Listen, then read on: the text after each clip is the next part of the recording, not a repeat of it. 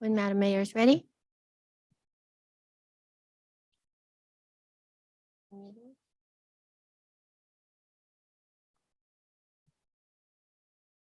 Good evening. I'm calling to order our City Council meeting Monday, December 12th, 2022 at 6:02 p.m. Our invocation is given by Pastor Tim Hamann of the Grace Lutheran Church, and the Pledge of Allegiance will be given by Mayor Pro Tem Ellis.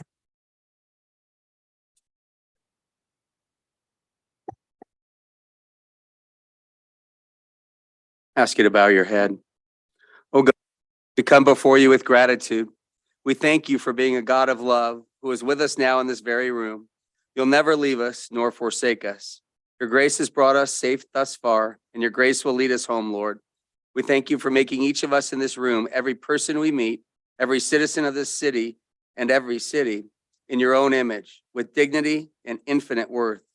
We thank you for the calling you have given every one of us to be good stewards of your creation, to love our neighbors as ourselves.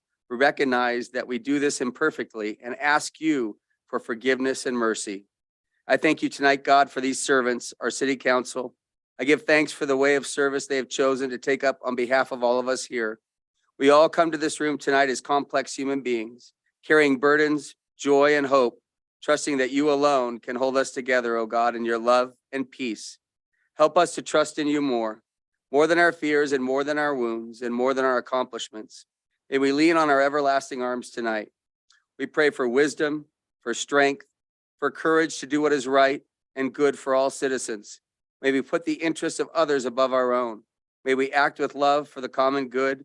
May we be good neighbors, recognizing your image in every person here. We thank you again for this council and for all the work they do to make this place we call home such a beautiful and wonderful city of Bishop. In the name of Jesus Christ, who was born to save us from all sins and fears, in the name of Jesus, whose perfect love sets us free from all fears. Amen.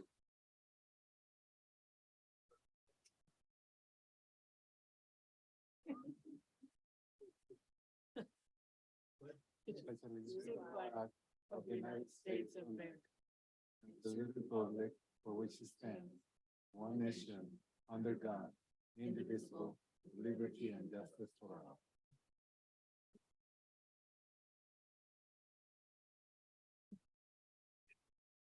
Okay. Roll call, please. Councilmember Kong. Here. Councilmember Garcia. Here. Councilmember Mahui. Here. Mayor Pro Tem Ellis. Here. Mayor Schwartz. Here. Thank you. Public comment. Notice to the public. This time is set aside to receive public comment on matters not calendared on the agenda. When recognized by the mayor, please state your name and address for the record, and please limit your comments to 3 minutes. Under California law, the city council is prohibited from generally discussing or taking action on items not included in the agenda. However, the city council may briefly respond to comments or questions from members of the public. Therefore, the city council will listen to all public comment, but will not generally discuss the matter or take action on it. Is there any public comments? Okay, seeing none, we will move on to introduction of newly hired Assistant Finance Director. Good evening, Madam Mayor, and Honorable Council. Yeah, it's my pleasure tonight to introduce to you Ethan Aki. Ethan, come on up. Ethan will be starting with us on Wednesday, and it's definitely going to be a big part of our team that's been missing for several months now. I've been fortunate enough to know Ethan probably best part of most of his life, Little League and everything else, been a tremendous asset to the community, and we're just happy to have him here. Appreciate that introduction, Destin. And Madam Mayor, esteemed council members, everyone else in attendance tonight, good evening.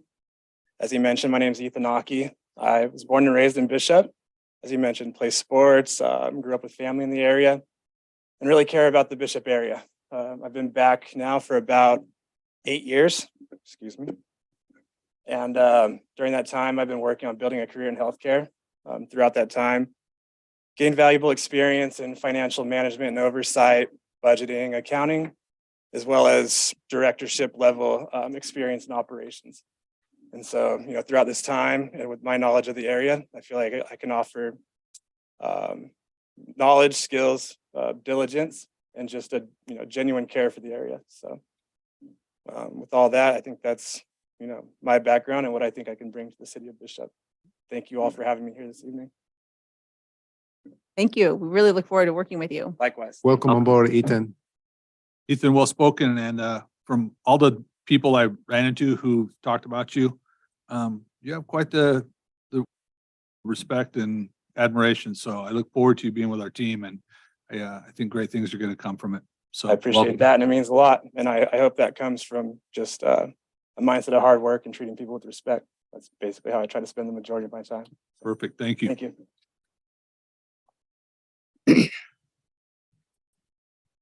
All right, moving on to presentations. We're going to have our first presentation tonight is long overdue, and we're giving a city tile to Frida Lindsay in appreciation for serving as videographer for the City of Bishop council meetings from 2008 to 2022.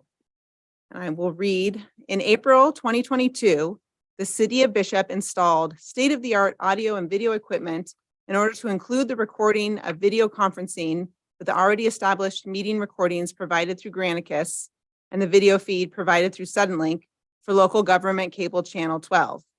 The integrated changes no longer required someone to be in front of the video recordings for the local government cable channel 12 hosted through Suddenlink. Therefore, now we would like to recognize videographer Frida Lindsay for her many, many years of service as videographer and the many City of Bishop council meetings that she recorded live in the council chambers from 2008 to 2022. So Frida, please join me up here.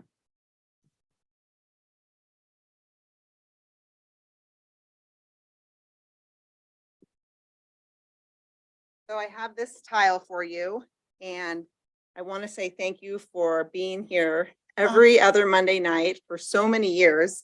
And it says for your outstanding public service for the City of Bishop videographer 2008 to 2022 from the Bishop City Council. Well, thank you. Yes, thank you very much. Actually, this is not right. I started in 2000. I Oh, worked for the cable company. They hired me and they paid me to come down and do it. And when I wasn't doing it here, I was at Independence for the supervisors meeting on a Tuesday. So for a while I was doing two things, but yet, no, this is when you started paying me, was 2005. And I negotiated with Rick Pucci and I told him, just pay my water bill. And he says, we can't do that. So I said, how does $75 sound? And he says, that sounds great.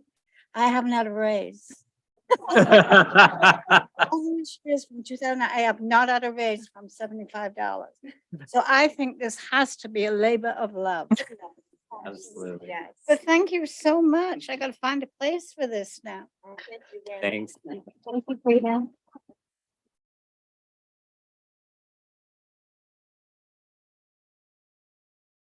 Frida, thank you.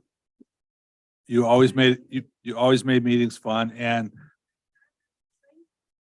yes, you did. I know. You caught me rolling my eyes, doing stuff I'm not supposed to do up here.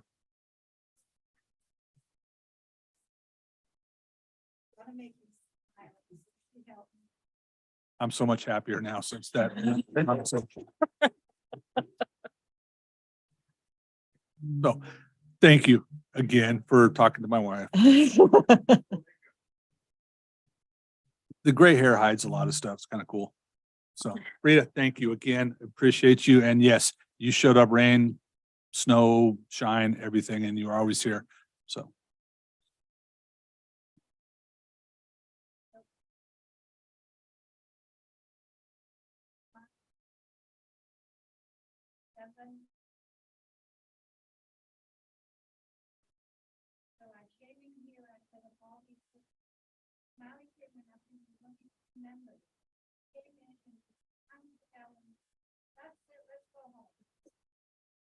Yeah, we don't have 7 minutes anymore. Okay, we're gonna set that for a goal next year. Make sure I'm absent.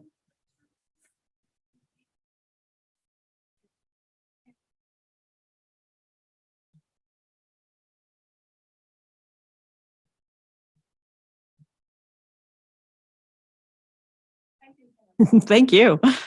I was gonna say, I knew those numbers were wrong because it was like 98, 99 when I was working with you at Westar. Yeah. Okay, well, thank you. All right, moving on to item B, 2022 Employee Service Awards. The council will recognize 4 city employees this year for their service. Police Communications Operator Olivia Hartshorn will be recognized for 5 years of service. Police Officer Carla Jimenez will be recognized for 5 years of service. Police Officer Brady Peak will be recognized for 10 years of service. And Police Sergeant Doug Mayers will be recognized for 20 years of service. So, why don't you come on up?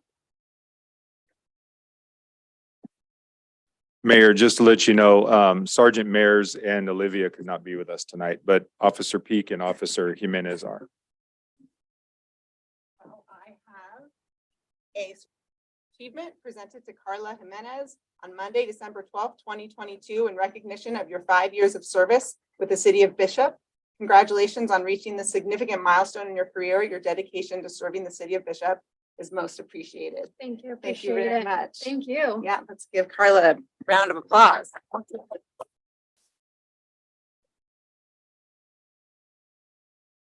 Here we have a certificate of achievement presented to Brady Peak on Monday, December 12th, 2022, in recognition of your 10 years of service with the City of Bishop. Congratulations on reaching the significant milestone in your career. Your dedication to serving the City of Bishop is most appreciated. Thank you. Then we'll give the other two to Doug and Olivia. There you go.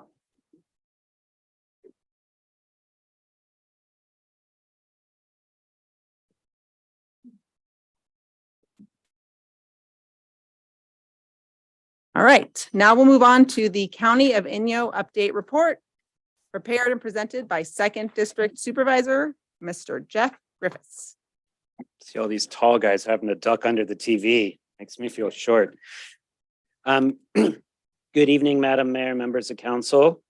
Jeff Griffiths, Second District Inyo County Supervisor. I will try to be brief and spare your time. Some things that are going on with the county. One, we have done an analysis of our current short-term rental situation. And there appears to be an issue, particularly in the Lone Pine area with the proliferation of short-term rentals there.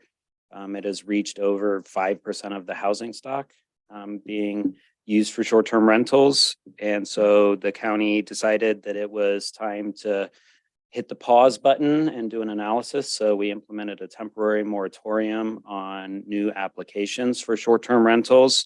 This does not affect existing short-term rentals. Those are property right that's been granted through the CUP process. And we also exempted applications that were submitted and in the system.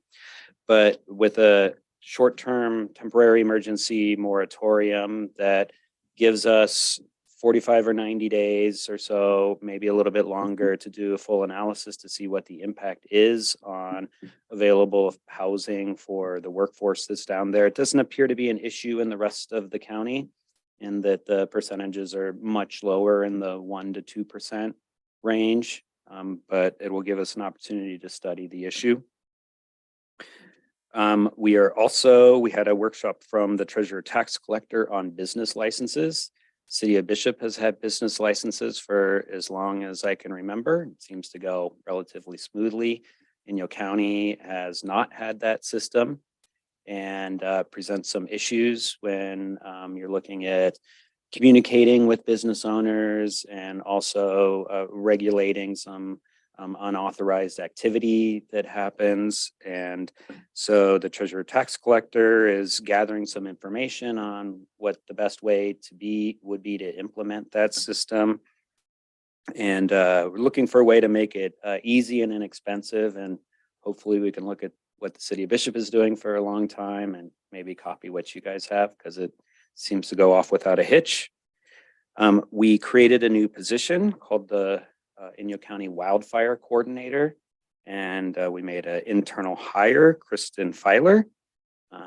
We're very excited that she is in the position. Her job will be to coordinate with all of the local fire safe councils and increase their capacity.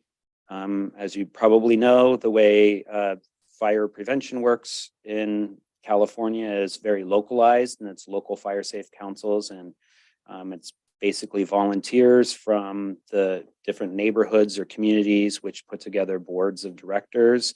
And sometimes that can be challenging for those folks to write and manage grants and accept money and all of that kind of stuff. So we're hoping that this position adds capacity to all of those different groups.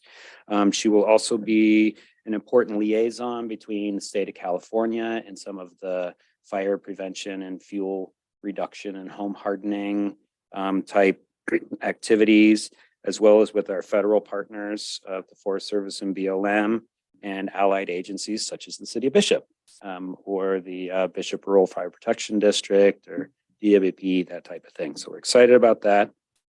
Have an exciting opportunity coming up with the Eastern California Museum. The relatively new director, Sean Lum, who came from the Lone Pine Film History Museum. She has acquired a 3-year, over $350,000 grant that is through the state of California called the Cultural and Historic Endowment Grant. And it's to conceptualize our over 30,000 artifacts within the broader history of Inyo County, including all segments of our community, particularly having a focus on our Native American communities. And it's going to transform the gallery space from an object-based to a story-based presentation. So think about the Manzanar Museum as the type of model that we're looking for. So that's exciting.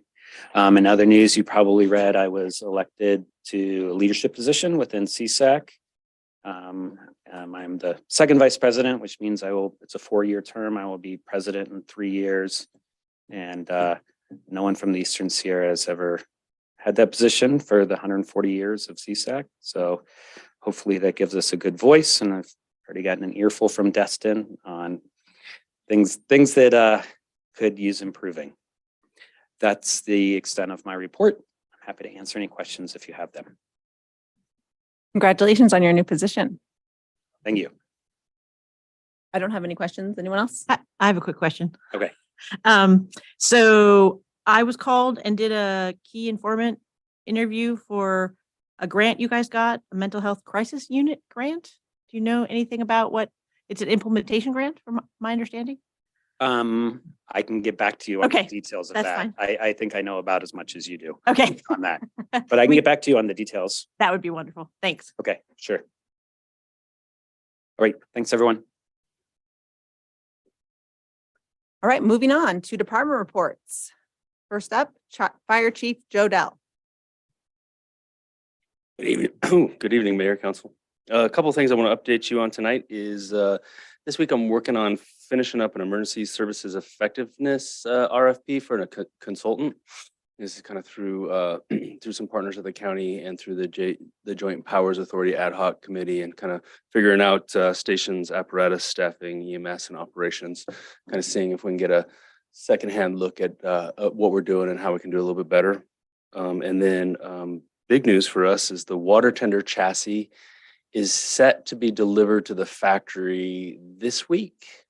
The Freightliner chassis will be going to Rosenbauer, who will build the actual water tank and all that stuff. There's a lot of parts that are already built, so we expect a 4-month build, so we'll see it in April.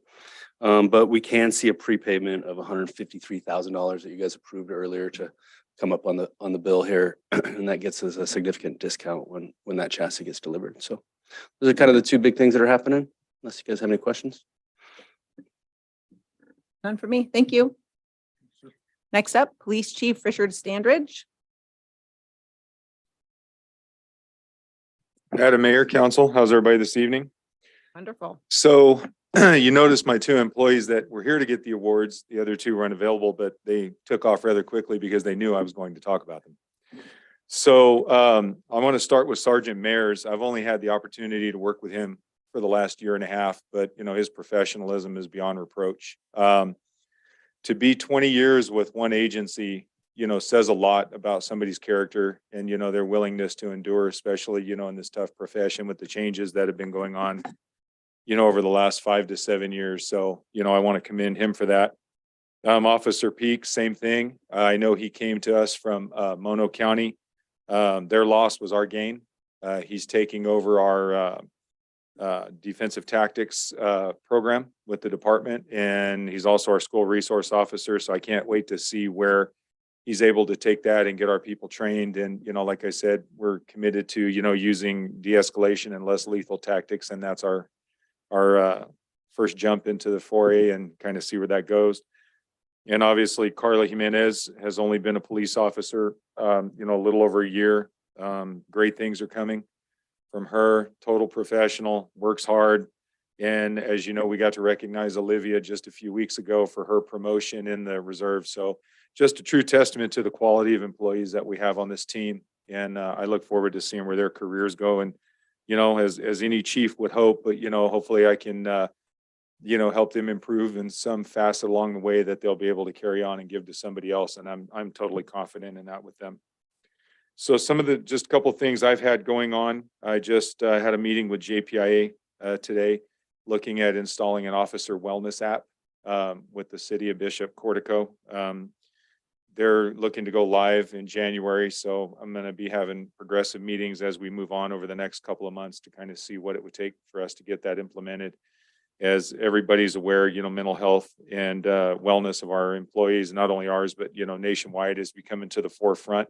And I don't want to see us get left behind, especially as you can see the quality people we have. So I think we need to do what we can, you know, to keep them healthy and engaged and ready to, you know, provide service to our citizens.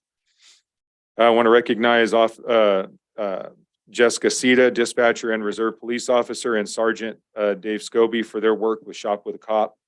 Another great event, happy kids, happy officers, lots of relationships formed, and, you know, just a very, very positive thing to do for the community. We are currently getting ready to do the Operation Santa. We'll be putting out the route for that in the next week. And tomorrow night, Officer Peak and myself will be at Bishop Unified doing a parent night. Don't know where that's going to go yet, what type of attendance we're going to get. We have an agenda, but we're going to start at 6 o'clock at the Carl Lind building if anybody wants to stop by. Some of the things we're going to talk about is run, hide, fight, school safety. I'm going to talk a little bit about fentanyl, Narcan, some different things like that. And then hopefully we get some parents there with some tough questions, put me on my heels a little bit. So to see where we need to go and move this forward in the future. That's pretty much it. Does council have any questions of their chief? No, thank you. Thank you. All right. Public Works Director Nora Gamino. Good evening, Mayor and Council. So I just wanted to highlight a couple of good things that come out of the Public Works Department. I know you get a written report from me every month, and it seems like there's a lot of repeat stuff on there. But I just want to highlight that the crew is out there providing reliable, safe drinking water every day to our city. That seems mundane, but it's a big job. Same with the wastewater system, making sure our infrastructure is functional. And especially on weekends where we have heavy rains and we're getting alarms going off because there's so much storm water going into our wastewater system. They're managing those alarms, checking on things, making sure the systems are functioning. And that's a big job. So I just want to recognize them for that. They're also out there doing other things like clearing debris from storm drains. I know we did a lot of that last week in anticipation of the storms. We didn't have too much flooding. I think we do have an issue with one that is over capacity. But they're out there doing that kind of work all the time. So I really appreciate their work. And now that I've been here a little over 2 months, I'm always impressed with the knowledge that they bring to work every day and the commitment they have for the city. Some of the other things that we have going on, we are winding down our leaf sweeping this week. I think this is the last week we'll be hitting it hard, and then we'll peter out and do it as needed from here on out. The East Line Street Bridge, The consultant we have on board, Lumos, is working on the alternative analysis for that project. So I'm hoping to see something in early January to look at the alternatives for that bridge design. Been meeting a couple of times now about the BAWA acquisition of some LADWP land out by the sewer plant for new waste discharge fields. And then also the Whitney Alley RFP is due on January 3rd. I've been fielding some good questions from both local and out of town consultants regarding the RFP. So I'm hoping to get some good responses to that on January 3rd when it's due.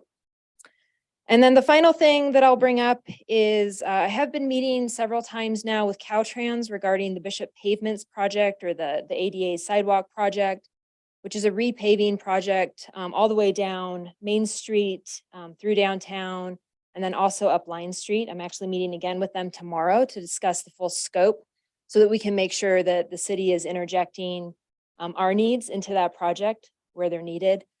One of the things in particular that I've been bringing up with them is about the landscaping options in downtown. And I think one thing that'll go really far is being able to have an adopted vision or plan for what we want downtown to look like, to try to get some of that incorporated into this project, because I think it's a very good time to be making a step in that direction. So that's all I have. I'll happy to answer any questions. The other thing we did with Caltrans, I think it was regarding this project, was getting rid of some of their driveways. Yes. So I don't know if that's still part of but I know there's so many driveways that affect the landscaping because you can't have a tree if there's a driveway blocking. Anyway, so there's so many that we could get rid of. Yes. They do, yeah. Yeah. So they actually have a report on redundant driveways, and I brought that up with them again. That's something I'll be talking to them about tomorrow. What latitude we have to try to get rid of some of those or just reduce Right. some of the redundant ones. So yes, that is something we're discussing with them right now. Great.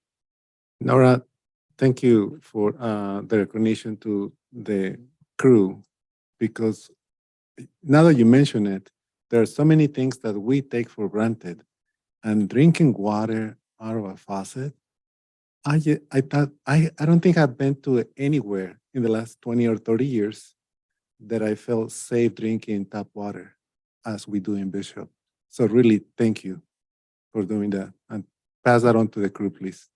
I will. Thank you. Thank you. Yeah, I mean, the reality is you don't know of the stellar work that if you don't hear about the Public Works crew, they're doing an amazing job. And that's kind of one of those sad things where they don't really get as much recognition as they ought to. But we love, I have not had a single complaint about Public Works in the whole time that I've been here. And yeah, the crew's awesome. Yeah. Yes, it's a heavy weight they carry and they do it really well and with a lot of commitment. Thank you. Thank you. Community Services Manager Dan McElroy.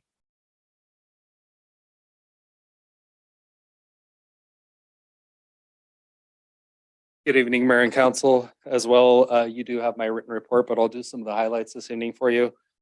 First of all, I'd like to say thank you, Stephen, for wearing that great sweater. So at least I have recognized you this evening. So first off, we brought to council the dirt for the ball fields. We're looking at having a delivery of the material around January 2nd through the 5th. So our infields will be closed at that time, and we'll be working on the infields at the city park. Also continue to host high school soccer, and probably this week, quite a bit of Mammoth soccer as they received quite a bit of snow up there. The bike park is still in the works. We're working on the addendum for that, and I hope to bring that to council on January 9th. And good news is that we got the park lights installed, the solar lights, the pedestrian lights. We have 2 on the path, in the center path in between Field 1 and the skate park area. And we also have 2 located up at Field 1, one adjacent to the backside of Field 1 and kind of one up towards the chamber. So if you get a chance to go by and look at them and see how they function. So they're actually pretty cool. They're very programmable, and we can tone them down at times and have them come on at certain times. So very neat project that Wayland put forth for that. We continue to work on job descriptions.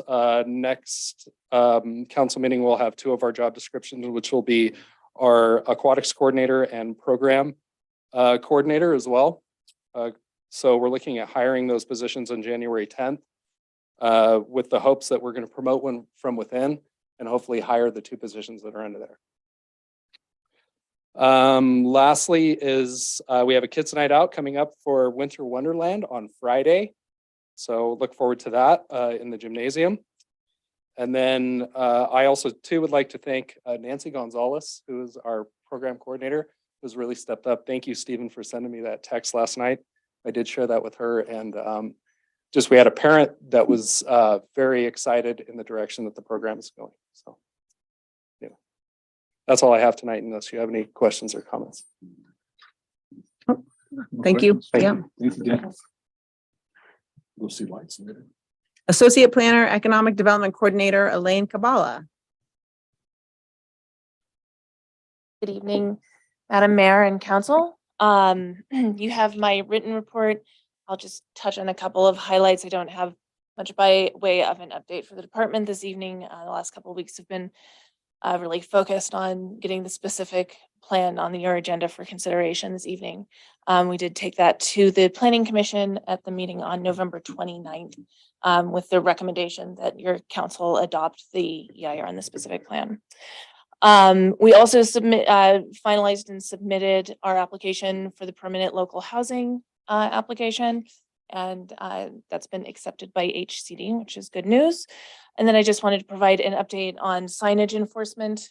It is a lot of coordination, so be patient with us as we follow up on those violations. One of the things that we've heard is that the sign manufacturers that a lot of businesses work with in Bishop are based in Reno, and they can no longer bring certain cranes in for taking down pylon signs. They can no longer bring them into California. There's no legislation with certain trucks.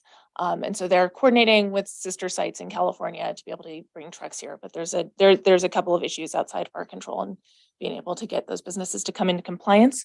But I am grateful that they at least are open in their communication about going through the process. I'm happy to take any questions. Thank you. I don't have any. Yeah, thank you. All right. City Administrator Destin Deshawn. Good evening again, Council. Tonight, I'd just like to give you a little update on the airport. We had our, I guess it's a monthly meeting with the airport planners. There's probably about 30 people involved from all the way from United through the consultants the county has hired. It continues to be very encouraging, the service in Bishop. And actually it was mentioned today that by one of the gentlemen out of Colorado that he has never seen this kind of growth this quickly with an airport. Right now, the first week of services starts on the 15th, so we're just about ready to go. The very first flight out of Denver is already sold out. And probably even more exciting is for the local residents of Bishop that it's over 60% full outbound leaving Bishop on that first day. Yeah, so it continues, you see the storms come on the weekend, and then they say Monday, you just see the ticket sales just skyrocket again the next week. So, it's more and more encouraging to see that happen and maybe hopefully work into more full-time schedule. San Francisco flights are also gone, through the roof with reservations. They're actually starting to see a trend that people are flying from Denver to San Francisco to get to Bishop because everything's getting full coming from Denver to Bishop. Yeah, and quite encouraging because they're looking at new aircraft that has a longer range, start including someday maybe Chicago, Dallas, Fort Worth direct flights to Bishop. So yeah, it's all really encouraging trends. And just in case anybody was curious, there was a lot of jet action set yesterday. The Mammoth Airport was closed, so they were diverting all the Mammoth flights from Advanced Air into the Bishop Airport.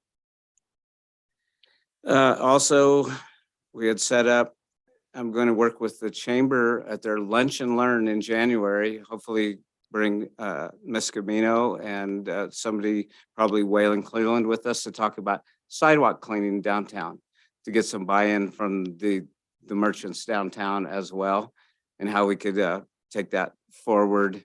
where we maybe do some major cleanups once or twice a year, but then have the store owners take a little more responsibility and get back to the way that we used to do things around here. So it'll be an opportunity to have them all at that meeting and be able to talk to them in one place. And probably, I guess, last is significant is that Chief Dell and I met with Inyo County last week to discuss emergent needs with EMS and the future of EMS and Bishop. So very encouraging that we're starting to do that as a group. Other than that, unless you have any questions of me, that's all I have for now. Questions? No? Okay, thank you. All right, number 10, consent calendar. Notice to the public. All matters under the consent calendar are considered routine by the city and will be acted on by one motion. Do you guys have any questions or comments? No? Looks like it's re-roof season. Any public comment? Okay, would someone like to make a motion? I would like to make a motion to approve the consent calendar with a correction. The Police Department report. Police Department report, yes, thank you, Stephen. You noticed it as well for October. Total of calls should be 1,427, not 11,427. There's an extra one. Yeah, just one at the very far left, which is 10,000.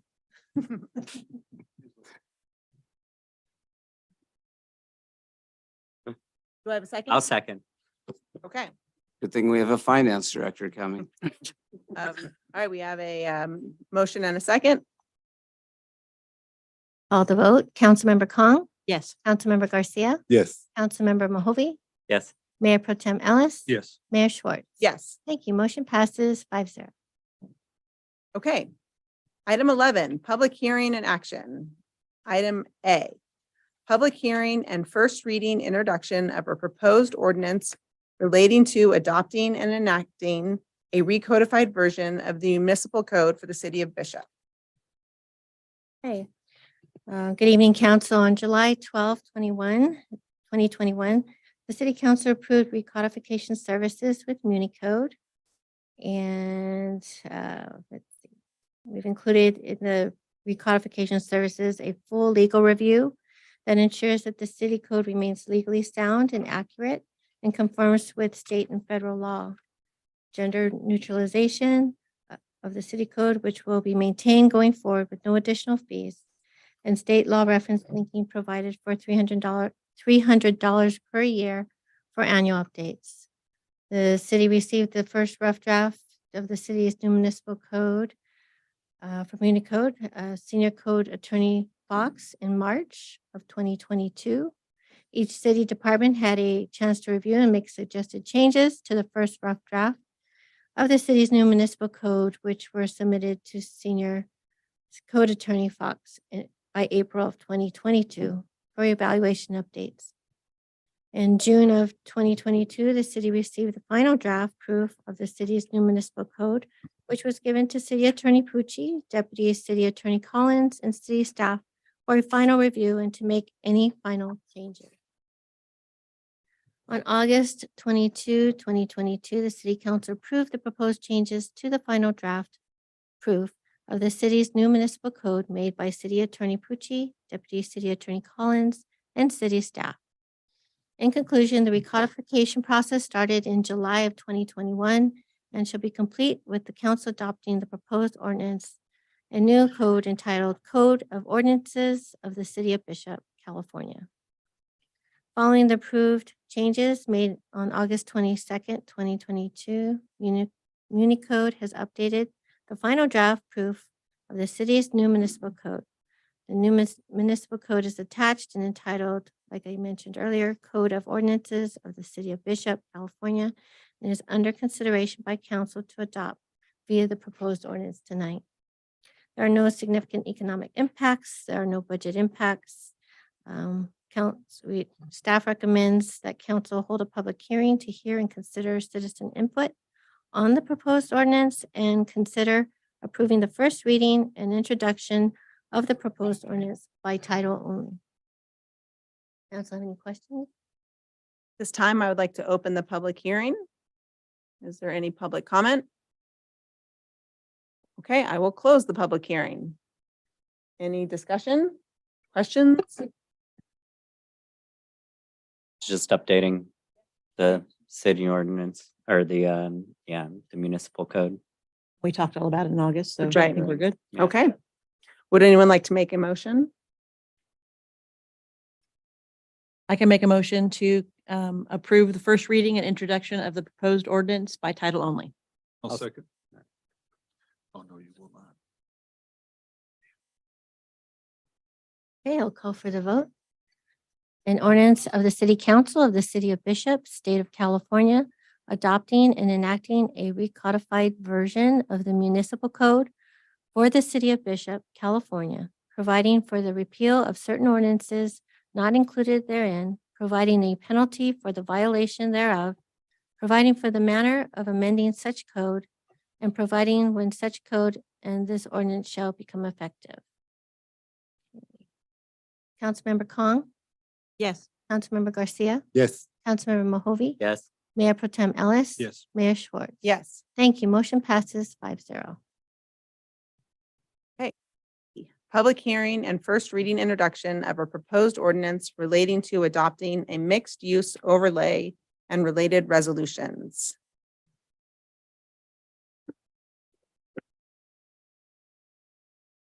Good evening, Madam Mayor. Mayor, before I begin, could we please promote Tim Bevins and Robert Edgerton as presenters and load the PowerPoint presentation?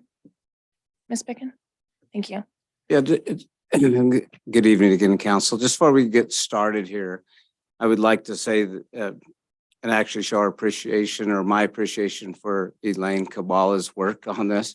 It started in 2019 with this kind of an idea that sounded like, oh yeah, this could be kind of neat, but what it has evolved to is a tool, if adopted tonight and executed correctly, could provide significant economic growth to our community as well as housing, much needed housing.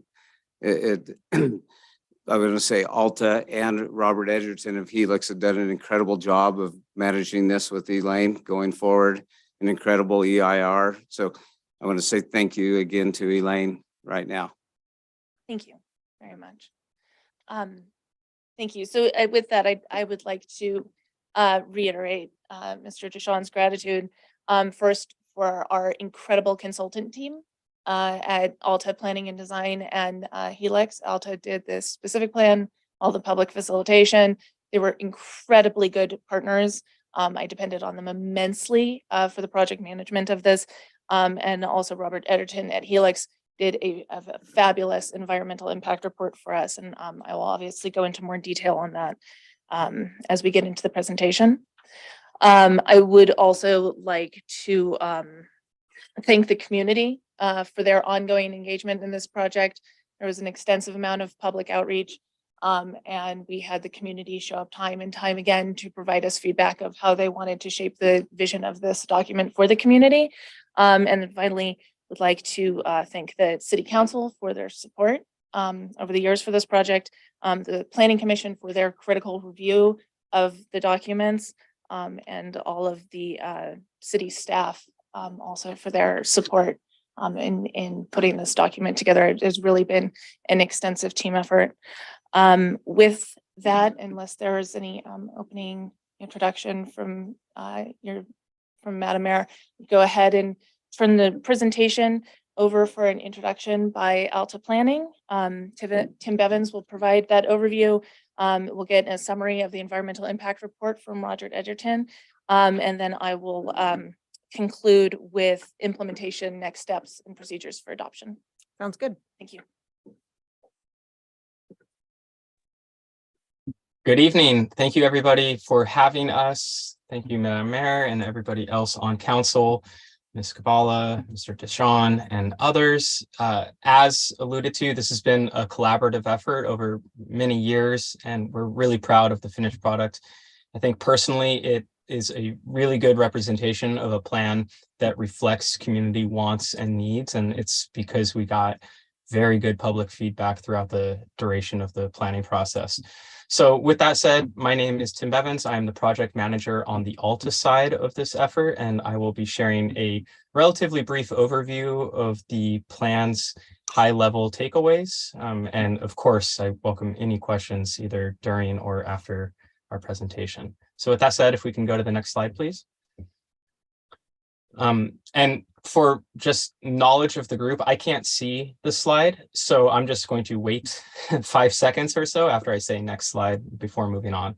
So presumably we are looking at the plan vision slide, and I'll move. We're still not looking at the presentation. Oh my gosh, okay, then I'll wait. All right, now we got it.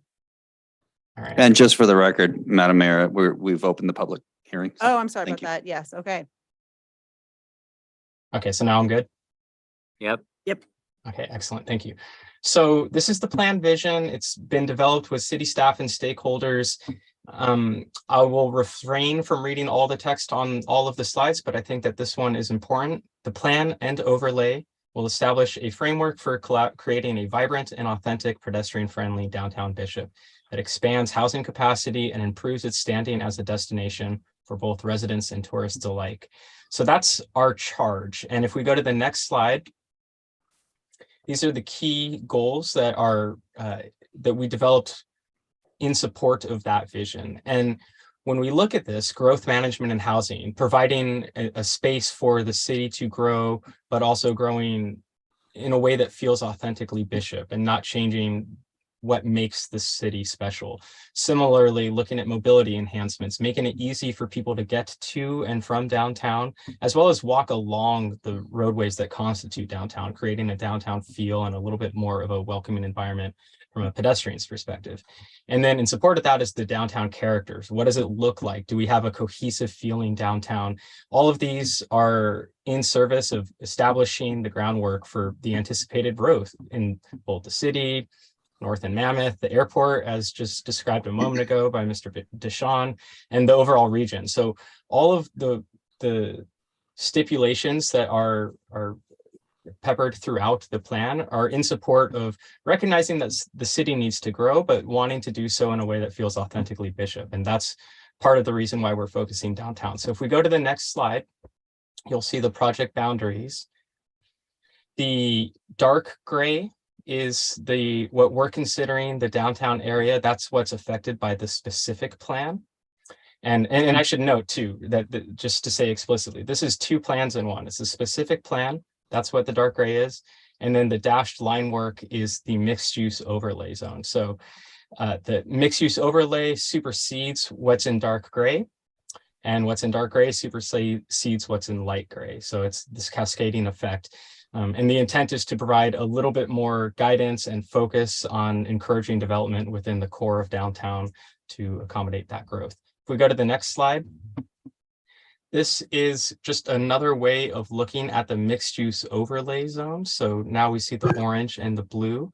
Now, what the orange means is effectively that's the normal treatment for the mixed use overlay, which we'll describe in a moment, but effectively that means taller buildings and a wider spectrum of allowable land uses, whereas the light or the dark blue that you see within the mixed use overlay boundaries are part of the mixed use overlay neighborhood transition zone. Now, those are areas that we arrived at in consultation with your constituents to step down the development a little bit, both in terms of building massing as well as ground floor use, so that the transition into the surrounding neighborhoods near those areas isn't as abrupt.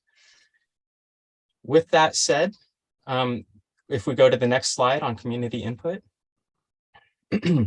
as described, we got a lot of feedback throughout the duration of the plan's development, from one-on-one discussions with key stakeholders, be it from transportation or housing, as well as wide net on the internet, and hoping to get people's feedback via email and public input map, as well as in-person meetings and surveys. We did visual preference boards. What some of the images that you see of the folks the man in the gray jacket looking at those boards, that's from our 5-day open house that we hosted in November of last year in support of this plan. So we showed a couple different options. And basically what I'm trying to demonstrate here in this plan is that the resulting plan is a not too hot, not too cold determination arrived at by consultation with your constituents. So we presented a whole range of options and then arrived at something that people were comfortable with. If we go to the next slide on building height and massing. So both of these, the key takeaway on this slide is that within the specific plan boundary and within the mixed use overlay boundary, the massing, the allowable height for structures has been increased. So in the specific plan, that increases to 36 feet. In the mixed use overlay, that increases to 48 feet from mostly about 30 feet or so within the mixed use overlay zone. The intention here is to help. There's a lot of intentions, but part of the reason for the increased height, particularly along the downtown corridor streets, is to look at making it pencil out for developers for their pro forma, for added space for ground floor retail, while still allowing for above the ground floor residential uses, helping to attract the type of investment that the city would like to see in order to help address some of the housing shortages that we heard about during our public engagement process. Other things to note as it relates to massing is in the downtown mixed use overlay area, the most intense focus of activity for the city of Bishop. The setbacks are at 0 feet. And that's in order to provide a little bit more of a framing and a public space feel. And it helps basically communicate this is a place designed and intended for people to walk through. It provides a sense of framing. Now, if we go to the next slide on the public realm, be remiss to mention or to leave the plan at just land uses and building massing, because it's so much more than that.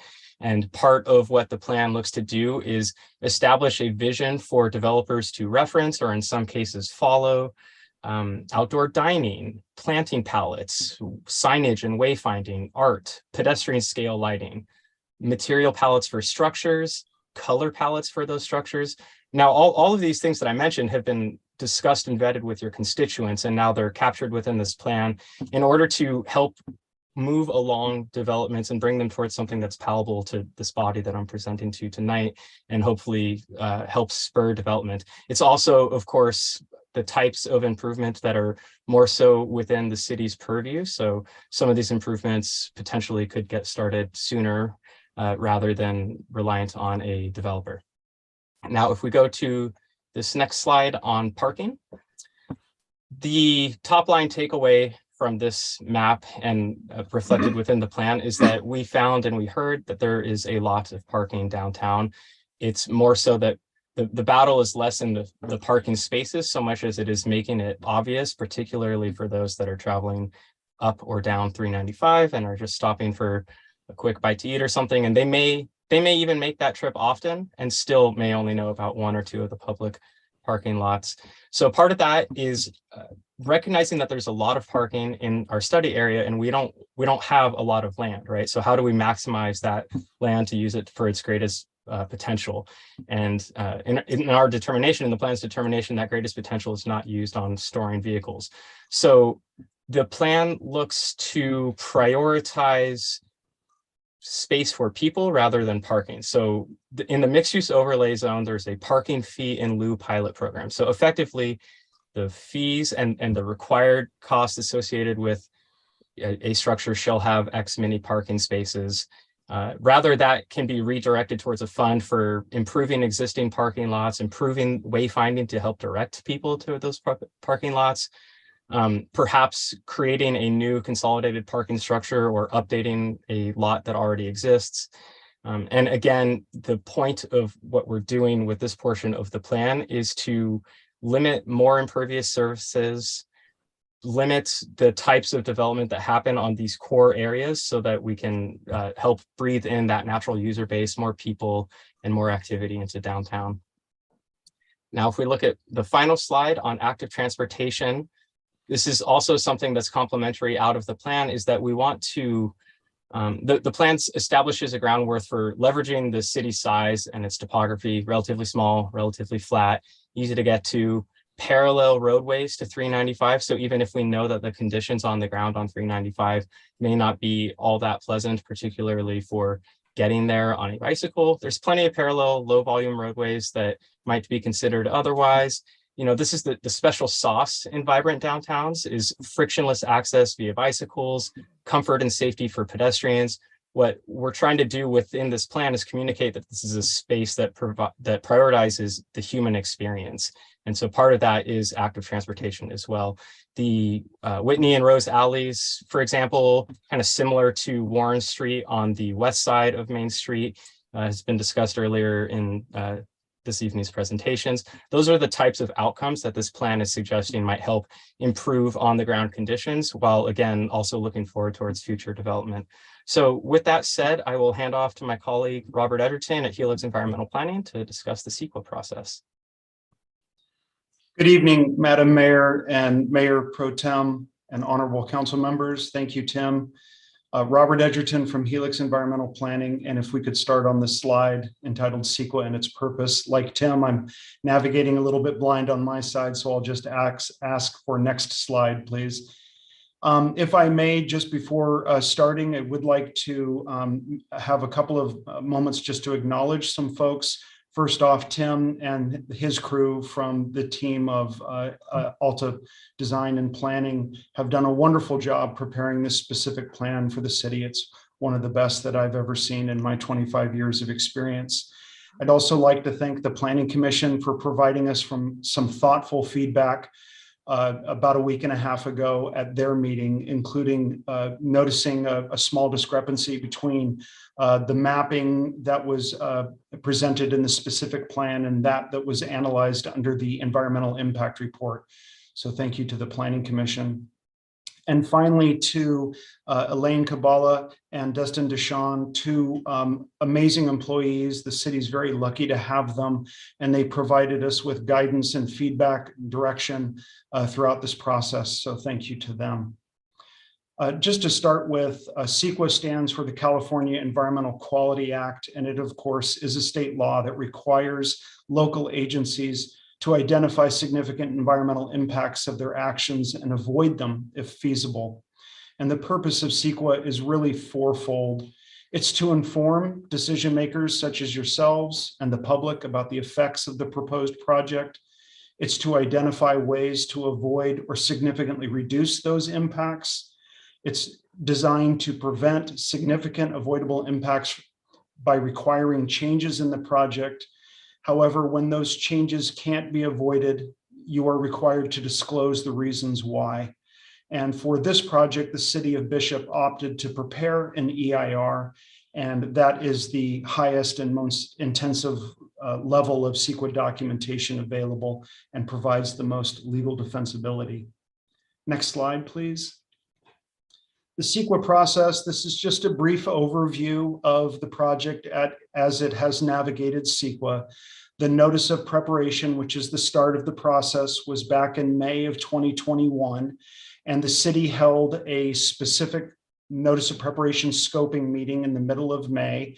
And the point of that meeting was to solicit input from public agencies and the general public on the content of the EIR. Then the city worked on the draft EIR and released it for public consumption in May of 2022. And at that stage, a 45-day public comment period was designed to solicit input from, again, public agencies and the public on the adequacy of the EIR. We did not receive any public comments. The reason being, I hope, because it was such a solid document. And we are before you now, just like we were at the Planning Commission last month, for you all to consider certification of the EIR and make a decision on the project. Next slide, please. I just want to show you the project goals and objectives. I'm not going to go into detail. Tim's already done so in his presentation, but I do just want to highlight the fact that the goals and objectives were mirrored from the specific plan to the EIR, 100% consistency. Next slide, please. As Part of the environmental impact report process, the city as the CEQA lead agency needed to consider not only the environmental impacts of the proposed project, but of project alternatives as well, including the environmentally superior project alternative. So just to start with the proposed project, it's a high development scenario to be implemented over the next 20 years.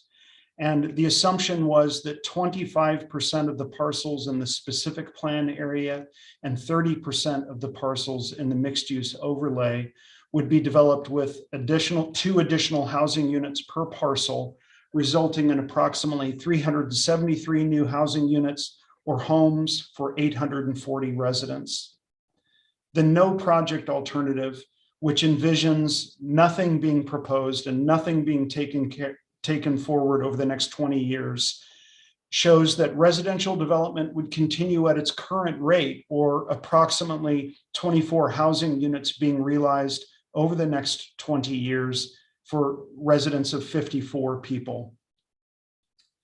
The first project alternative that looked at a development scenario was the restricted height development. And it was also a high development scenario that restricted building heights to 2 stories. It assumed 25% of all parcels in the SPA would be developed, and it resulted in approximately 346 new housing units over 20 years, or residences for 779 people. Next slide, please.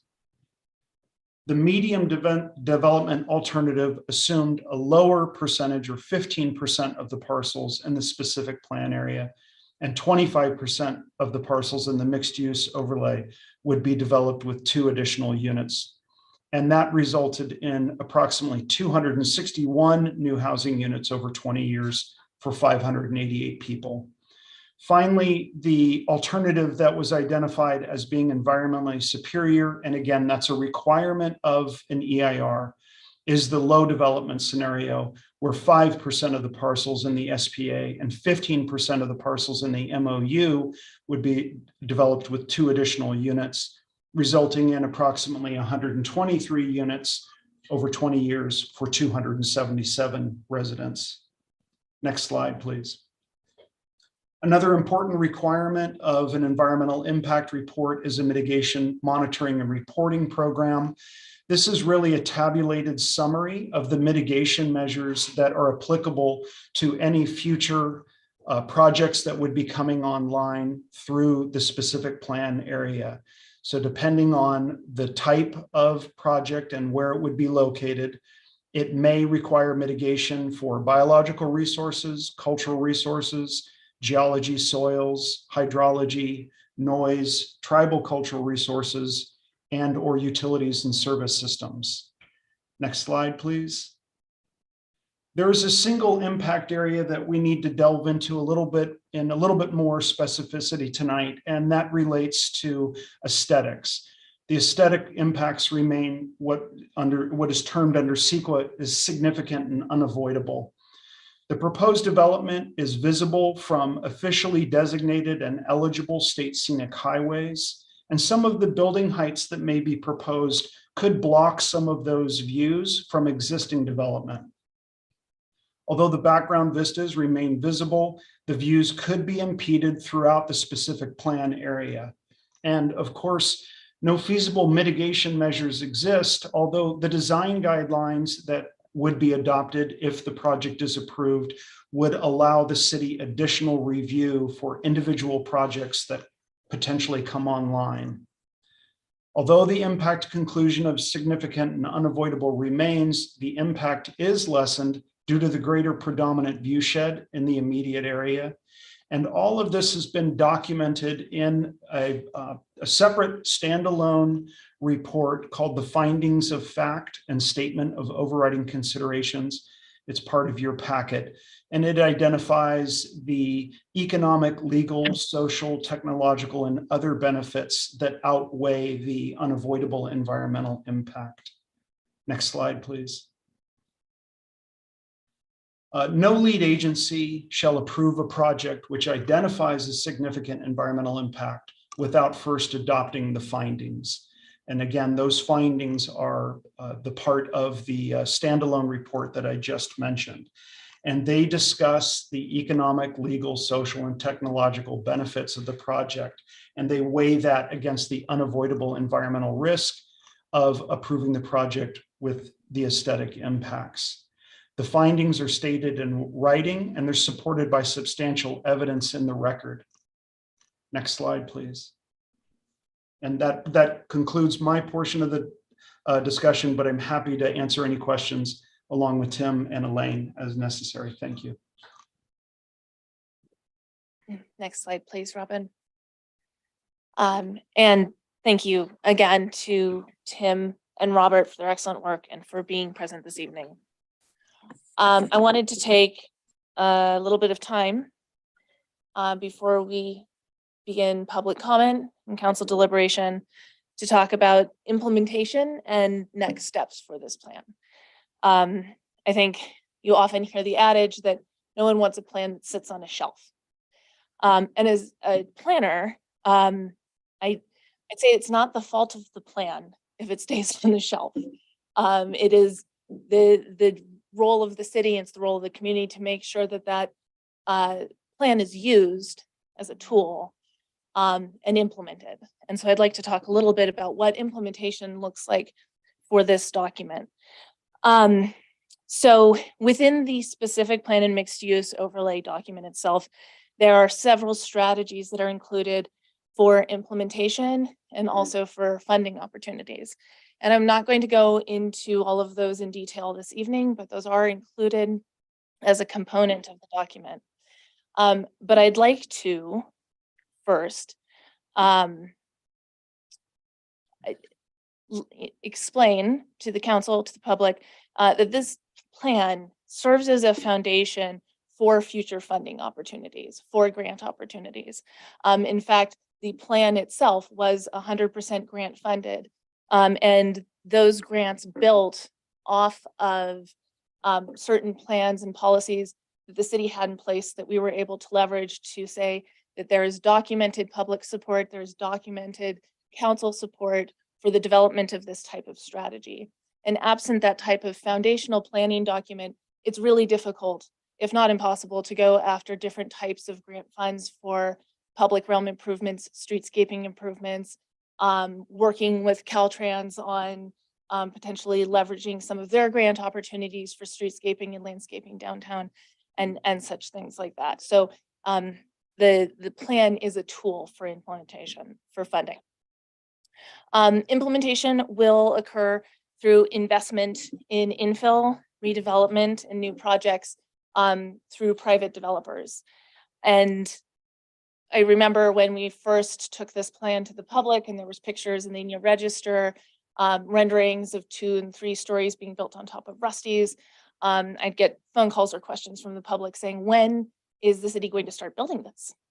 And the city is not responsible for building that. But what this plan will do is, as people come in and we're looking at some, at the buildings that there are buildings downtown that need to be revitalized, they will require substantial structural improvements and investment. And what this does is it gives us the tools to be able to shape that vision in partnership with them so that what they're proposing has lasting value in the built environment, which lasts 50 to 100 years, and that it supports the vision that our community wants in the future.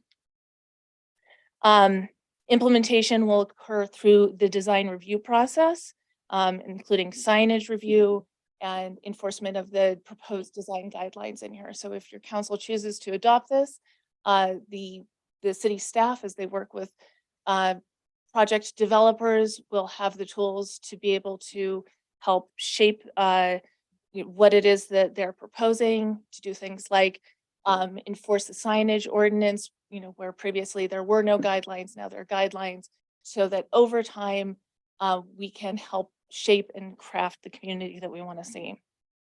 And then finally, the city can accelerate implementation by investing in the strategies in the plan and consistently applying the recommendations as we have opportunities in the public realm.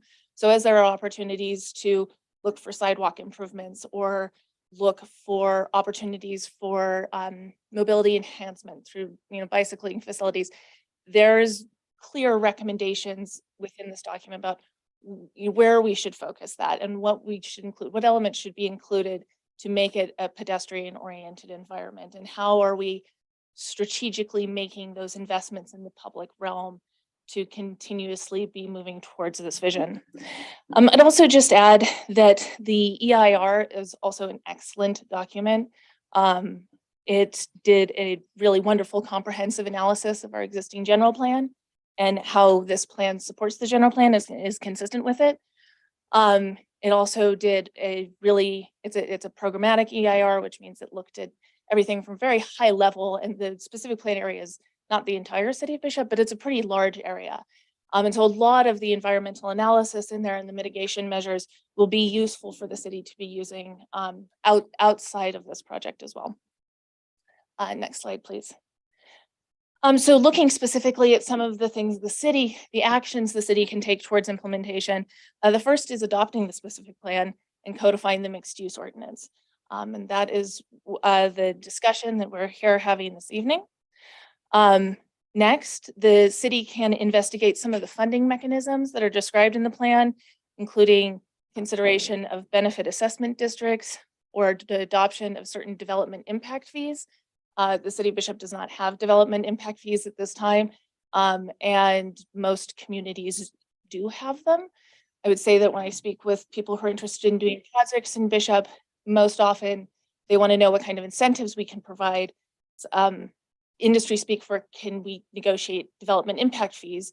And I say, no, I have no incentives because we never set up any there's no hurdles there at all.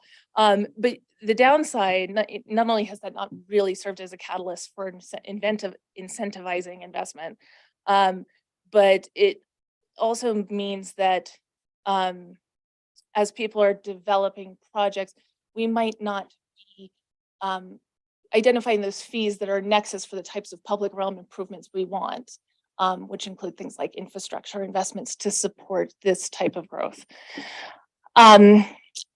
One of the other implementations that the city can take is the establishment of a design review board, and the resolution included in your packet this evening would designate the Planning Commission as the design review board and direct staff to develop procedures and policies for what that design review process would look like to bring back to your council. As I already said, the city can use this document to focus on improving streetscape consistent with the plan recommendations.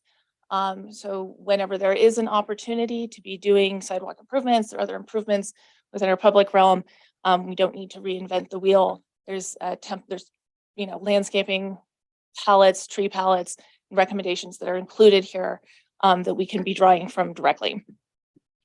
The city can identify locations and secure funding through this plan for public art, which is an important placemaking tool that reinforces a sense of place, our history, and our culture that is unique to Bishop and to the Owens Valley. Focus on expanding the urban tree canopy downtown to make it a more pleasant and walkable environment. Implementing a wayfinding program, which Mr. Bevins had mentioned. One of the comments that we hear frequently from people from outside the area, but also heard consistently from the public, is it's hard to find our parking lots if you're not from here. And so just having that wayfinding so that when people are visiting our area, they have clear direction on where to go. And that also reinforces that placemaking and that branding opportunity for our community. Investing in gateway monuments so that there's a sense of presence and coming into downtown Bishop. Improving pedestrian and bicycling facilities in the corridors that are identified in the plan, and securing funding for public improvements through a variety of mechanisms, which also include actively seeking grant funding from regional, state, and federal opportunities. I just wanted to touch for one moment here on the economic benefits, which is an element we've added to our staff report.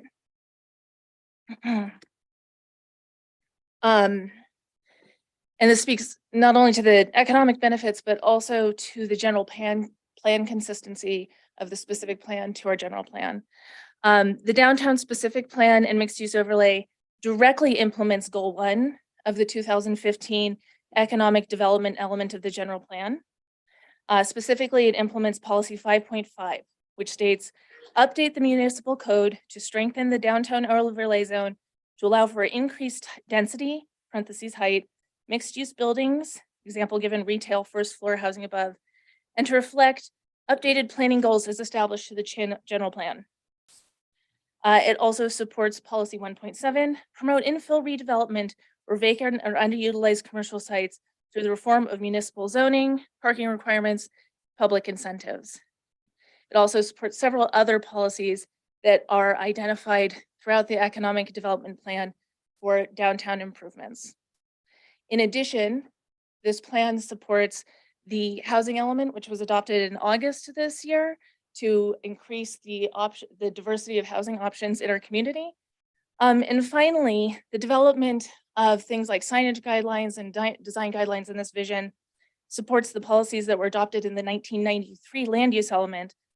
Specifically, the City of Bishop will explore the possibility of preparing a downtown revitalization plan, and design guidelines for all new commercial development must be prepared that will focus on creating a positive visual impact to the city.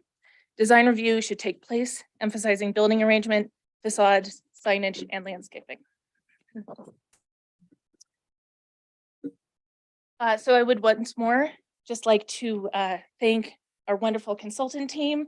Mr. Deshawn, who I neglected to say previously, was so wonderful for reviewing these documents as well and providing critical feedback throughout the process. Your council, planning commission. With that, I would like to walk through the motions this evening. There are 3 recommended actions. They need to be adopted by your council, if you so please, in sequence and independently. So first, staff would recommend that the city council hold a public hearing, and following public comment and discussion, staff is requesting that your council adopt a resolution of the City Council of the City of Bishop certifying the environmental impact report and statement of overriding considerations for the downtown specific plan and mixed use overlay, and adopting the mitigation monitoring and reporting program by title only. Second, adopt a resolution of the City Council of the City of Bishop adopting the downtown specific plan and mixed use overlay by title only. And then finally, adopt a resolution of the City Council of the City of Bishop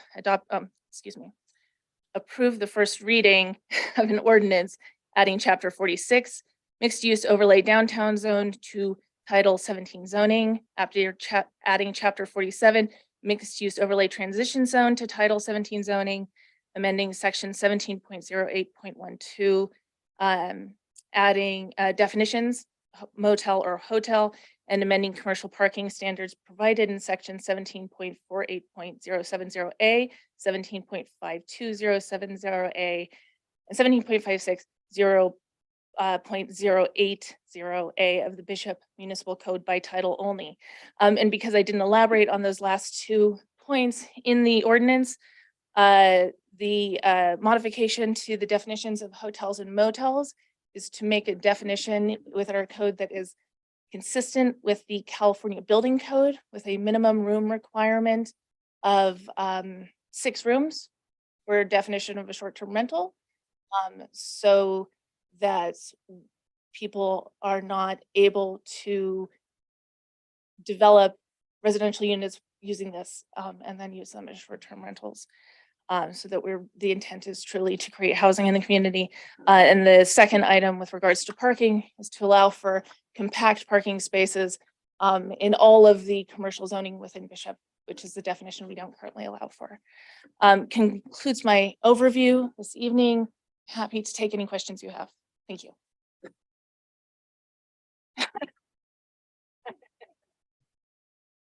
Before we close the public hearing and have council discussion, there is an item that says clarifying questions from council. So does anyone have any clarifying questions?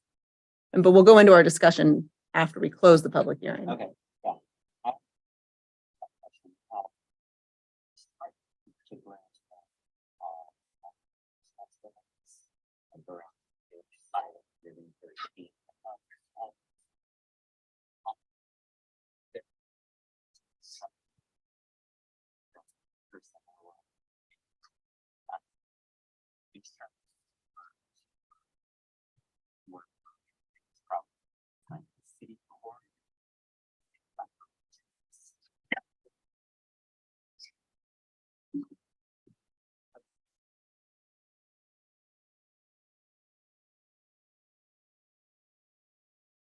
Well, Councilmember Mahoney, first, I really commend you for your thorough review of the document. Thank you. We will not be deferring to the city coroner. The mitigation monitoring program would be implemented by planning staff. And basically it would serve as a checklist that these are the environmental impacts we would be concerned about within the specific plan area. And you go, if someone's proposing something, you go down the list, you say, oh, you know what, there's no Owens Valley dace, which is a fish on this site. We don't have to worry about it.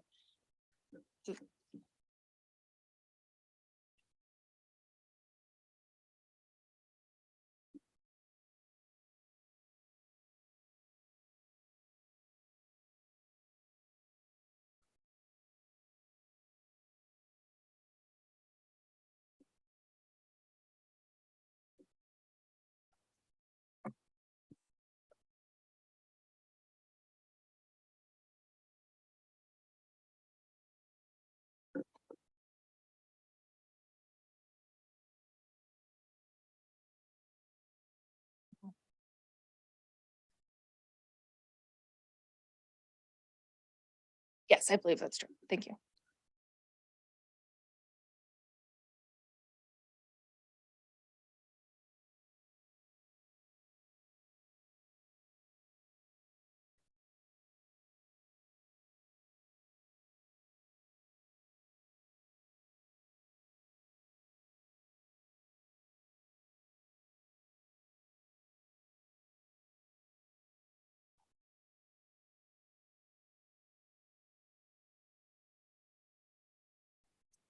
That is correct. So the overlay is, it's an overlay over the base zoning.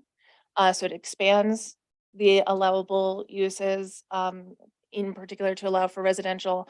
But then it also does put these additional requirements on the property to meet certain I don't even know that we can call them design guidelines so much as design suggestions, considerations. And yes, if the proposal meets the standards of the new zoning, then similar to how an application would be processed now, it would not need to go to planning commission.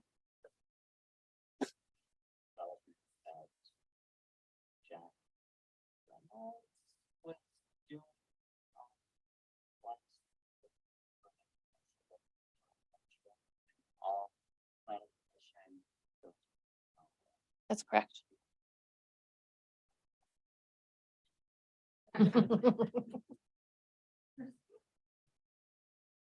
Any other clarifying questions? I have a couple of questions. Okay.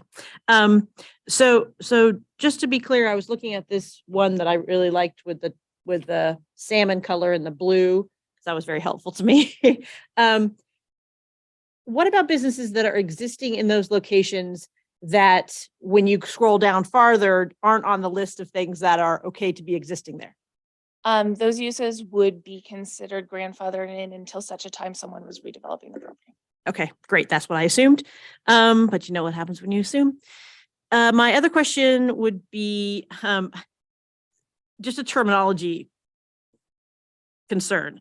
So we have even in your short, lovely little description, we have a section that's called expressly prohibited, right?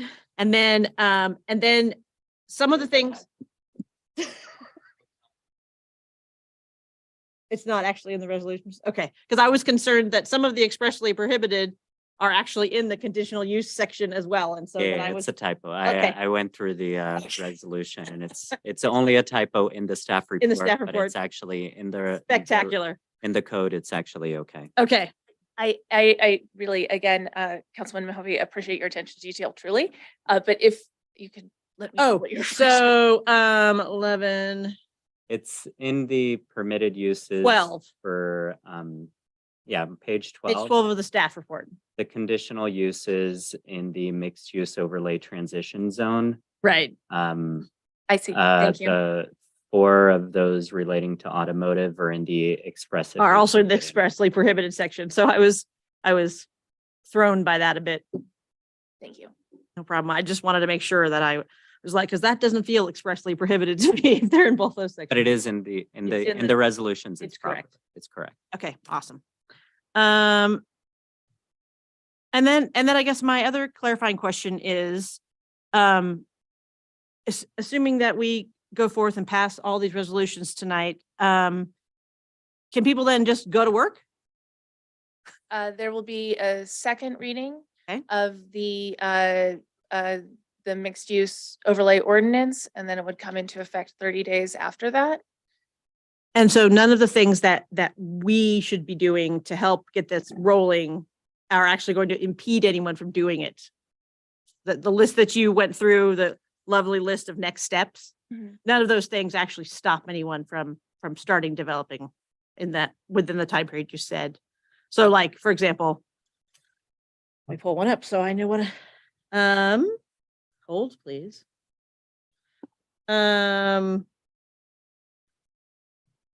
So like, update fee schedule to include benefit assessment districts. That doesn't have to happen before someone can start working. That is correct. Okay, perfect. That's what I assumed. Thank you. Thank you. Jose, did you have some questions? No? Any more clarifying questions? Clarifying, no. Okay. Any public comment? Okay, then seeing no public comment, I will close the public hearing. And I would just like to say that sometimes it's very challenging to get public input, and because of our staff making it so accessible during COVID. And Elaine, I don't know how many days you hung out in that building on Main Street and you used your own savvy to figure out where you could hold a place that the public felt safe during. It was November and that was peak transmission period. And to get so much support from our community is amazing. To create a report that we can all look at and visualize, yes, this is what we want. And it's wonderful. So thank you for guiding the public to be able to feel like they had a great place to offer their comments, and then working with consultants who were equally as impressed with the comments to create these wonderful reports for us that we can use. And I know that there are already developers that are interested because of this. So when I first was even thinking about running on the city council, I would go to other communities and kind of wonder, why can't Bishop look like this? And it takes, this type of process to make it happen. So really, thank you very, very much. And thank you to the public for participating in the process to get our community to be what we want it to be. Thank you. And Karen, I'm going to kind of touch on to what you said. Tim and Robert, I want to thank you. When I remember this discussion started 2018, somewhere back there. When I was running. Yeah, at a meeting at Alta One, it was a planning meeting, and Bishop was going through changes. We had 22 empty buildings. There was economic change. There was just a change in building usages. And this discussion, I've been on council a long time. This discussion has come before us lots of times. But there was never structure to kind of put it into perspective. You had 5 people up here all come up with great ideas, and some staff come up with some great ideas, and none of the ideas really meshed. So Tim and Robert, your name, Alta came before me long ago with some great recommendations for work you did in Southern Inyo County. And the way you put this together, and I think to go with Elaine's, the public output, what we received from the public, it was structured in a way to help guide. It wasn't just everyone throwing ideas on a wall, hoping that something would stick. You listened very well to our community and to us also, and the knowledge you brought in shaping communities. I looked at communities all over the West Coast and Arizona, Colorado, who had done transformations of their communities. And we needed it here in Bishop. It has to happen. Change is inevitable. And, you know, to have our future possibly have 20 houses in the next 20 years just really doesn't sit well with me in the community. So we need to do something different. And I thank you guys for putting this together, everyone. I think there's now a path and a vision to take Bishop to the next level and compete in, and unfortunately, it's a competitive market on every level in California and the world. And now that we have an airport, now that we have some of this, I think we now have the pieces in place to make Bishop what it has to be. Not maybe what everyone wants, but what it has to be a city that's viable in the future. So well done. I thank everyone involved in this. I know it was a lot of work, and to go from just kind of a crazy RFP to here we are having a finished product before us that will take us to the next step is amazing work. So money well spent and time well spent. Thank you. Yeah, I mean, I just want to echo that you guys did an amazing job. And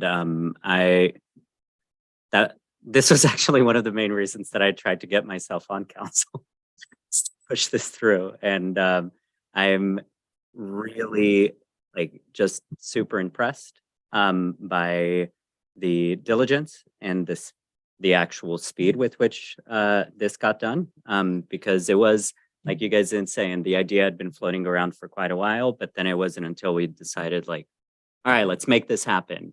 And we always talk about how in local government and in government in general, things take a long time. And yeah, and in many cases, planning in particular can take a long time. Like you were talking about, this is something that was in our goal from 1993. So 30 years ago. And then it, right. And it took I would say a lot of just, yeah, just us pushing for that direction. And then we ended up making it happen in less than 4 years. So you should definitely feel proud of yourself for that. And I want to thank everybody who was involved, especially the public who showed up to many meetings in person, over Zoom. And yeah, it's just kudos to you guys. Yeah, and let's not forget also the planning commission that throughout the years, I mean, I was on council on the planning commission until 2020. And I remember going over this process. And one of the things that impresses me about this, it's the implementation component, because a plan without an action plan is not a plan. So guiding the future people that will be taking our position, that will be implementing this plan, it's impressive. And I'd like to thank Elaine, Robert, Tim, and everybody who participated in this, because this is a magnificent plan. So thank you. I do. One last thing to Jose's part too. I want to say kudos to council, because as this thing has started moving forward, we already put some pieces in place that needed to be put in. The sign ordinance, the clean up your lot ordinance. There's some pieces already in place that kind of are tying in with this and just making the process easier. So kudos to council for, like Mammoth did their housing. Sometimes you just got to push it through and get stuff done. And so You got to have the right people in your team. it takes 5 wonderful people who Yeah. smile for the camera, apparently. I mean, prior council didn't No, get we- this accomplished. we were terrible. It is a good team. Yeah, wasted time. It is a good team. It is a good team. I do have one question about implementation. And in particular, I've heard anecdotes in the past about how there are buildings on Main Street that people are wanting to charge a ridiculous amount for, and that's why they don't change hands, and so that's why they don't end up getting developed. And with a blanket application of this zoning, I worry that the effect of it is that now that person who is asking too much for that particular building will just be able to ask more because now there's more, it could be worth more since you can have more uses to it. Have we explored any sort of a mechanism to try to assuage that, or like I know at one point there was an idea tossed around about the zoning gets implemented when transfer of ownership happens or when you come in to get it developed. Is there any room for any of that, or what are your thoughts? It was not considered within this plan. I do remember there was a very slight conversation about that a very long time ago. And it did not get incorporated into the plan. I think that ultimately it's going to be a free market solution.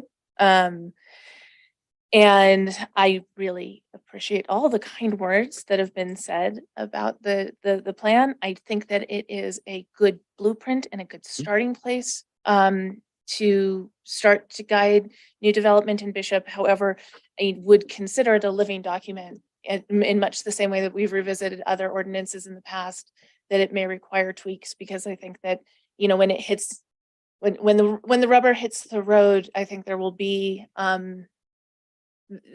things that will need to be taken into consideration, and particularly as it relates to private market development, which we do not really have any, ability to regulate much over the free market. Vacant property ordinance.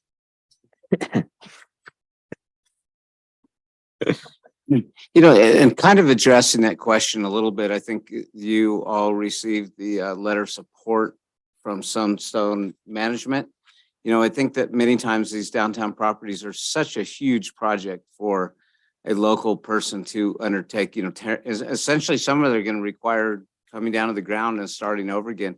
Well, this plan that Elaine has brought forward has actually drawn interest from this capital venture group that is already looking at investing money in our town because of the plan. It brought them to us. So I think that's a significant thing in looking at these older buildings, because they have that large capital, economic, the ability to do these kind of large projects. So I think that's neat. And then one other thing I'd like to add is I think this is, Caltrans was a big financial, they provided most of the money for this, at least half anyways. And this also gives us a tool now to shape downtown and landscaping, what our downtown is going to look like. And, I think we'll have a much better buy-in with this project they're doing. And that's what we're hoping to leverage this project, this plan to make downtown look like we want it to look. And we have an opportunity to do that right now. This, I truly think Alta, I appreciate it, and Elaine. They bring some professionalism to here. You talk about the unintended or unforeseen consequences.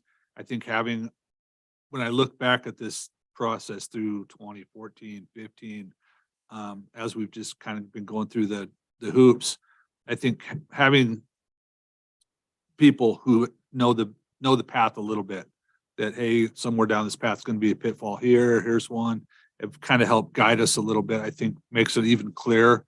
And when the Sunstones come, and they're not talking, this isn't the little investments of $25,000 we're going to pay in front of the building. You're talking millions of dollars in making changes. So I think having this guided professionally, everyone working together and bringing more to the table than we have available is huge. And I think, yes, it is going to be a living document, but having a lot of it already kind of seen, we're not the first city to do this. I love that having someone kind of help us do what other cities have done is amazing. I'm done. Did you have something, Karen? I was just going to say, I am always a fan of moving as fast as possible with things. And so, halfway through the 800-page document, I was like, okay, how can we get this to happen? How can we go and not make it just something that's just on the shelf? So I'm super excited and thrilled that we're moving. All right, so we have to make each one of these I did. I closed it. Yeah, that's all right. Madam Mayor, I just have a couple questions if you would. Yes, yes. Thank you so much. Just before we get to the final vote or the decisions on each of those items, I just heard a couple of questions that I want to confirm with staff so we don't have to come back and do this again since we've been in this for multiple years. I heard a couple of clarifying questions, which are not my concerns. I heard a couple of questions about perhaps some clerical typos in the presentation and staff reports versus in the actual resolution. So my question to staff or to Ms. Kabala is, are you confident that the accuracies are, do we need to make any recommended changes to the language of the resolution at this point? Or as I thought I heard somebody clarify that the resolution was actually accurate. Is that a correct statement? I can check that for you right now, Mr. Pucci, and let you know. And if it's up in the air, then we can make a council can make or certainly staff can add on to any proposed decision that those clerical errors be fixed in the resolution. We're only on a first read of the ordinance tonight. So if there are any discrepancies to be fixed in the ordinance, then I would ask that staff coordinate to fix those before final adoption. So again, we don't need to belabor it. It's just want to make sure we don't have to come back and do it again.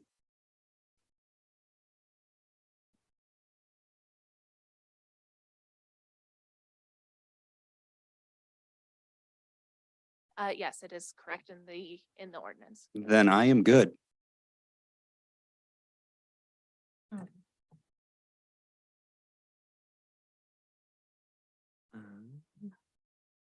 Then with that, Madam Mayor, Yeah. I would like to make a motion that we adopt a resolution of the City Council of the City of Bishop, State of California, certifying the environmental impact report and statement of overriding considerations for the downtown Bishop specific plan and mixed use overlay, and adopting the mitigation monitoring and reporting program by title only. Second that. Call for a vote. A resolution of the City Council of the City of Bishop, State of California, certifying the final environmental impact report and statement of overriding considerations for the downtown specific plan and mixed use overlay, and adopting the mitigation monitoring and reporting program. Councilmember Kong, Yes. Councilmember Garcia, Yes. Councilmember Mohovi, Yes. Mayor Pro Tem Ellis, Yes. Mayor Schwartz. Yes. Thank you. Motion passes 5-0. Okay, I'll make a motion to adopt a resolution of the City Council of the City of Bishop, State of California, adopting the downtown Bishop specific plan and mixed use to overlay by title only. I'll second that. Call for a vote.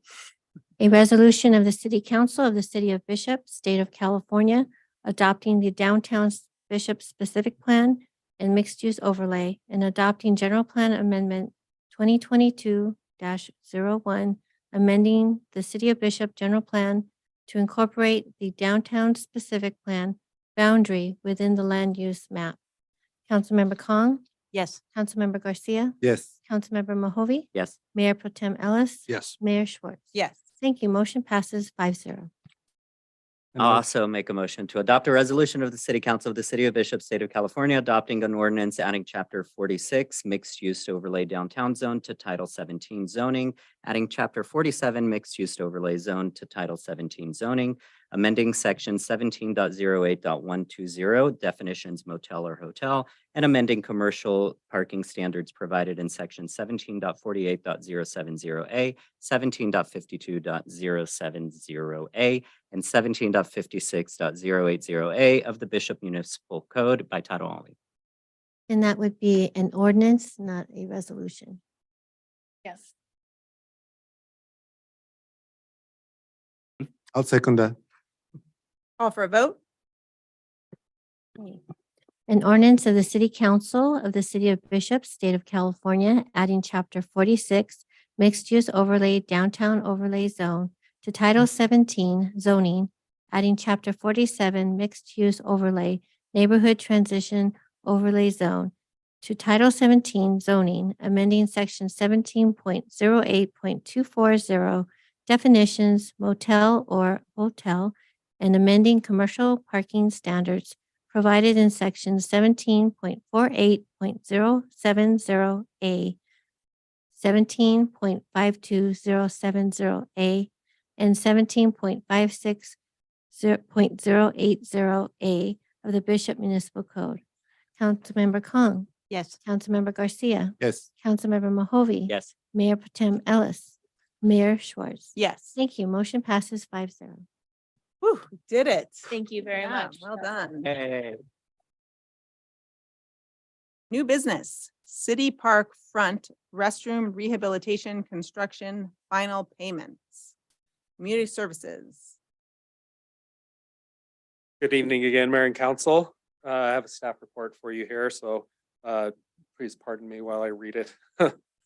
On September 26, 2022, Community Services Department submitted to the Bishop City Council the Front Restroom Rehabilitation Project. The awarded project was given to Masala Construction in the amount of $31,000. The City Council authorized the construction contract with Masala Construction, and the authorized expenditure in the amount not to exceed was given for $34,100, including the 10% contingency. During the construction of the walls, Masala Construction discovered areas of mold and rot in the structure and drywall. Masala also made the Community Services Department aware of multiple failing valves and fixtures on the interior walls in the adjacent restroom. These items were brought to the attention of the park supervisor, and a change order was issued to address these concerns. One of the change order was for $4,478. Payment was made to Masala Construction at 43% of the project in the amount of $13,250, and a final payment request for $22,228, which includes the change order amount. This brings the total project amount to $35,478. This will create an overage in the approved amount of not to exceed by $1,478. The budget impacts are as follows. This was a non-budget item in the 2023 budget. The total insurance reimbursement is for the amount of $22,849.37. The awarded Masala contract bid is $31,000. The City of Bishop Parks and Recreation budget will account for the remainder of $9,628.63. An adjustment will be made to the mid-year budget to account for the overage and total costs of this project. Legal, City Attorney Pucci has reviewed the item and the recommended action complies with the law. And tonight, the recommendation staff recommends that the City Council amend the adopted not to exceed amount by $4,178 for a total contract of $35,478. Seems necessary to me. Welcome to construction. You never know when you open up a wall. Right. Yeah. And obviously we can't make the claim that the mold was a result of the fire that the insurance is paying for, right? We did look at that route, but we couldn't go there. So Oh, it was okay. over a long period of time. It was old. Yeah, fire mold. Why not? I don't know. Who knows? Any public comment? Anyone want to make a motion? Dana, I just want to point out that I've been burning up in this sweater for the last hour, but I kept it on just for your item. It makes me so happy. Yes, I would like to make a motion to approve amending the approved City Park Front Restroom Rehabilitation Project payment not to exceed amount by $1,478 for a contract total of $35,478. I'll second that. Call for a vote. Councilmember Kong. Yes. Councilmember Garcia. Yes. Councilmember Mahovey. Yes. Mayor Pro Tem Ellis. Yes. Mayor Schwartz. Mayor Schwartz. Yes. Thank you. Sorry, I was so focused on my sweater. Thank you, Okay, Council. yes. All right, we're going to move on to oath of office and delivery of certificates of election. Robin, do you want us down there? You could come forward. Yes. And I'll do the oath of office. Oh, Congratulations.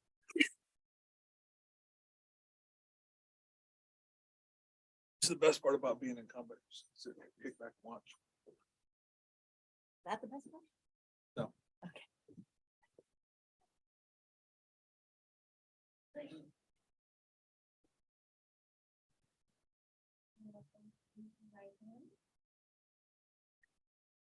You repeat after me. Am I like in the way? Can I see? Okay. Okay. I state your name. I, Karen Stephen Schwartz, Mahoney, Do solemnly swear or affirm do solemnly swear or affirm that I will support and defend the Constitution of the United States that I will support and defend the Constitution of the United States and the Constitution of the State of California and the Constitution of the State of California against all enemies, foreign and domestic, against all enemies, foreign and domestic, that I will bear true faith and allegiance that I will bear true faith and allegiance to the Constitution of the United States to the Constitution of the United States and the Constitution of the State of California, and the Constitution of the State of California, that I take this obligation freely that I take this obligation freely without any mental reservation or purpose of evasion, without any mental reservation or purpose of evasion, and that I will well and that I will well and faithfully and faithfully discharge the duties upon which I'm about to enter. discharge the duties upon which I'm about to enter. Congratulations. Thank you.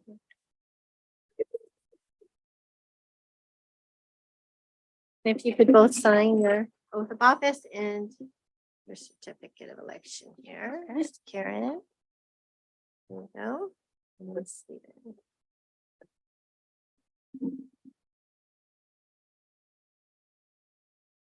Okay, thank you. And I'll get you a copy as well. Great, thank you very much. Thank you. Yeah, congratulations. Stuck with us. Would have made it all better. The heat's on, it feels good. I know, I've been burning up over here.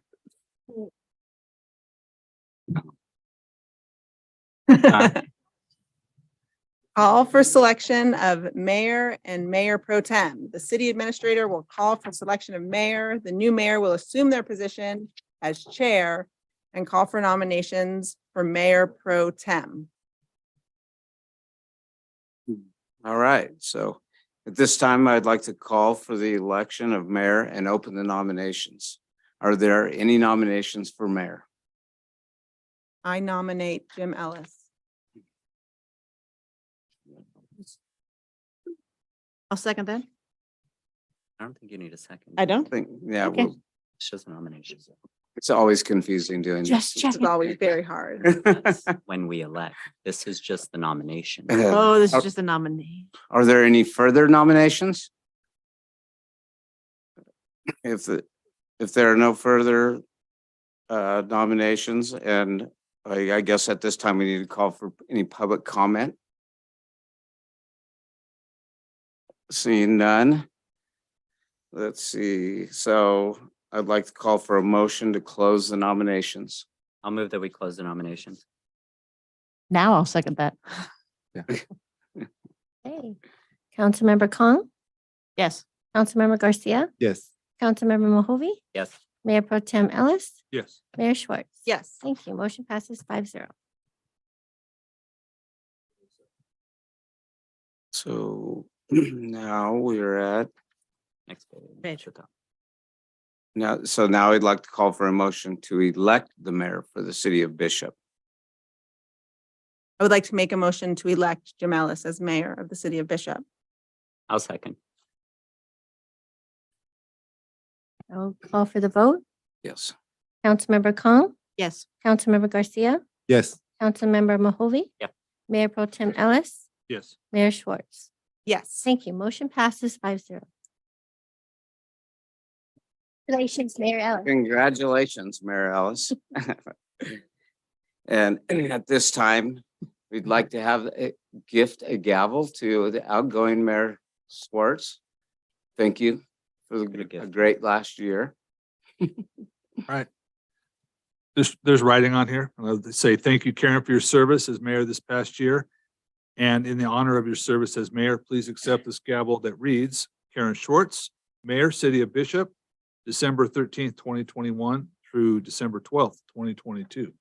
So Thank you. It's been an honor this last year. I much prefer running meetings in person than over Zoom. So thank you very much for Never done. dealing with me over Zoom. And it's been a wonderful year and I really look forward to Jim being mayor. And Karen, I truly, thank you. You've done a great job this year. There's been all the changes and like you said, we're coming out of, back to normal here. And you've done a great job and you made it fun. So, and you almost hold a record except for 7-minute meeting.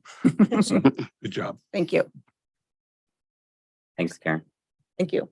Great job. And we will, as my first thing as mayor, we're going to switch seats next time. Next time. Next I time. have too much stuff going on Yeah, over here. Karen's all plugged in over here. Okay, We can swap So- this. Yeah.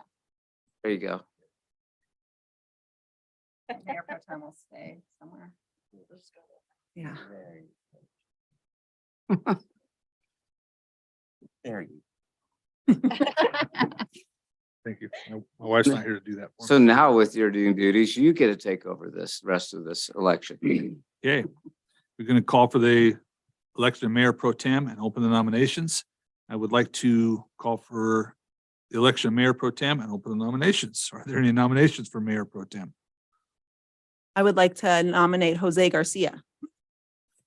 I'll second that. You don't need to second a nomination. We've been doing this for years and every year it's the same thing. Do that. This is like it's a bad showing of Rudolph the Red-Nosed Reindeer. Yeah. Okay. City Administrator, did you note nominations? Let's see here. Yeah, he did. Yeah, there are no, are there any further nominations at this Good point? question. Okay, are there any further nominations? Are there any public comments? Okay, there are none. We're going to close nominations. And make a motion to close. We have a motion to close nominations. I'll so move. Second. Okay, we have Go for the a call for a vote, Robin? Okay, Councilmember Kong, Yes. Councilmember Garcia, Honor to say yes. Councilmember Mohovi, Yes. Councilmember Schwartz, Yes. Mayor Ellis. Yes. Thank you. Motion passes 5-0. Now, I would like to call for a motion to elect the Mayor Pro Tem for the city of Bishop. I'll move that we elect Jose Garcia as Mayor Pro Tem for the city of Bishop. I'll second that motion. Okay, Robin, we have a motion and a second. Will we have a vote, please? Councilmember Kong, Yes. Councilmember Garcia, Yes. Councilmember Mohovi, Yes. Councilmember Schwartz, Yes. Mayor Ellis. Yes. Thank you. Motion passes 5-0. Congratulations. Oh, yes, yes. Stephen. There you go. Changes on it. Oh, sorry. All right. Okay, Jim. Thank you. Moving on. Item C. Okay, Take it away. we're gonna move on to item C now, mayoral committee and agency appointments. So council will review and discuss the 2023 committee and agency assignments.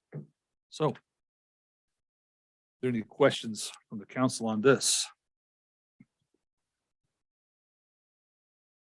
I'm happy with, We need a staff report now. oh, do we need a staff report?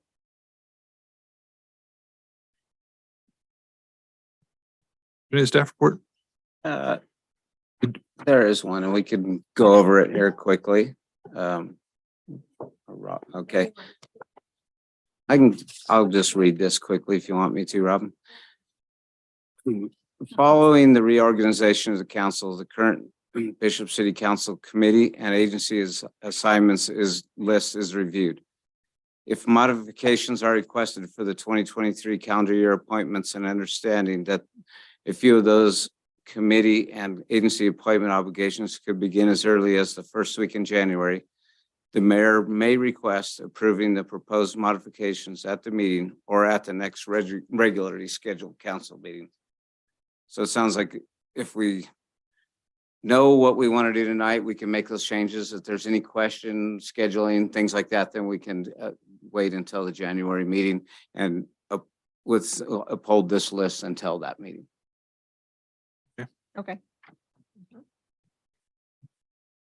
Everybody good with their assignments or anybody want to change out? I guess I would like to be, it says on the city county liaison committee that the fixed person needs to be someone filled by a person who's already been participating. So that would be Karen Schwartz. I'd love to be the alternate. That would be all right. Yeah, I was gonna say. Yeah, we're gonna have to did you make a wanna- change there. I mean, yes, I would, You can be that person. I can I'm- be on I'm- that. Okay. Okay. I thought it was, should it say one fixed person or have it be like the previous mayor? I feel like it used to be the person that, so there was some continuity. I think it originally used to just rotate back out to the new mayor went in, last mayor went out. The last mayor wasn't the fixed person?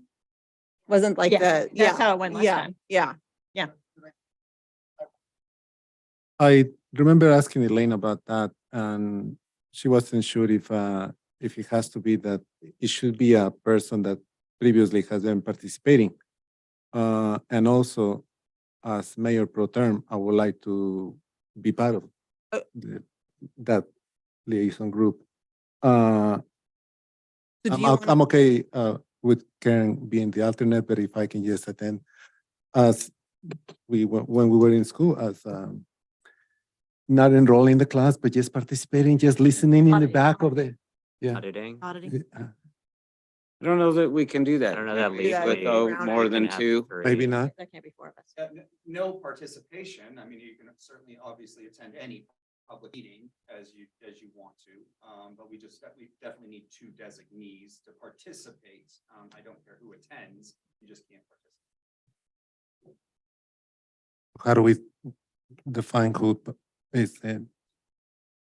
So how about the idea that I'll be the alternative to county and city and you can be maybe on SCOG? Same sort of- Actually, I had a question about that because what's the deal with the whole SCOG ESTA thing? What's the deal? Yeah. Why they're that way. I think it was mostly convenience that the meetings went just right from one to the other. And typically a lot at halftime in Mammoth.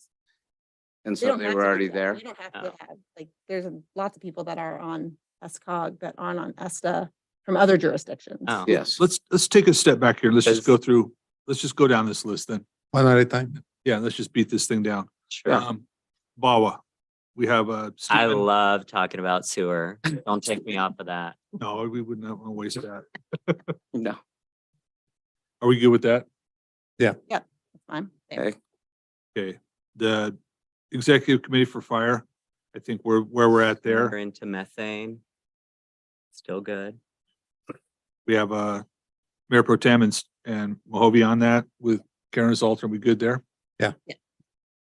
Okay, the CJA PIA, That have to be the mayor?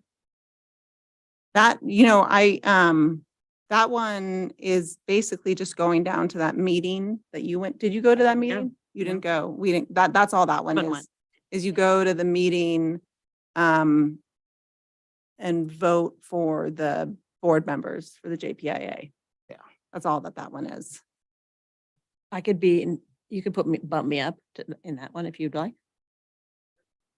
I don't know about that. Yeah, I mean, Lot of that's fine. places. Yeah, it's a Yeah, very flip- nice dinner. And it's a very nice, they have a very nice facility there in La Palma.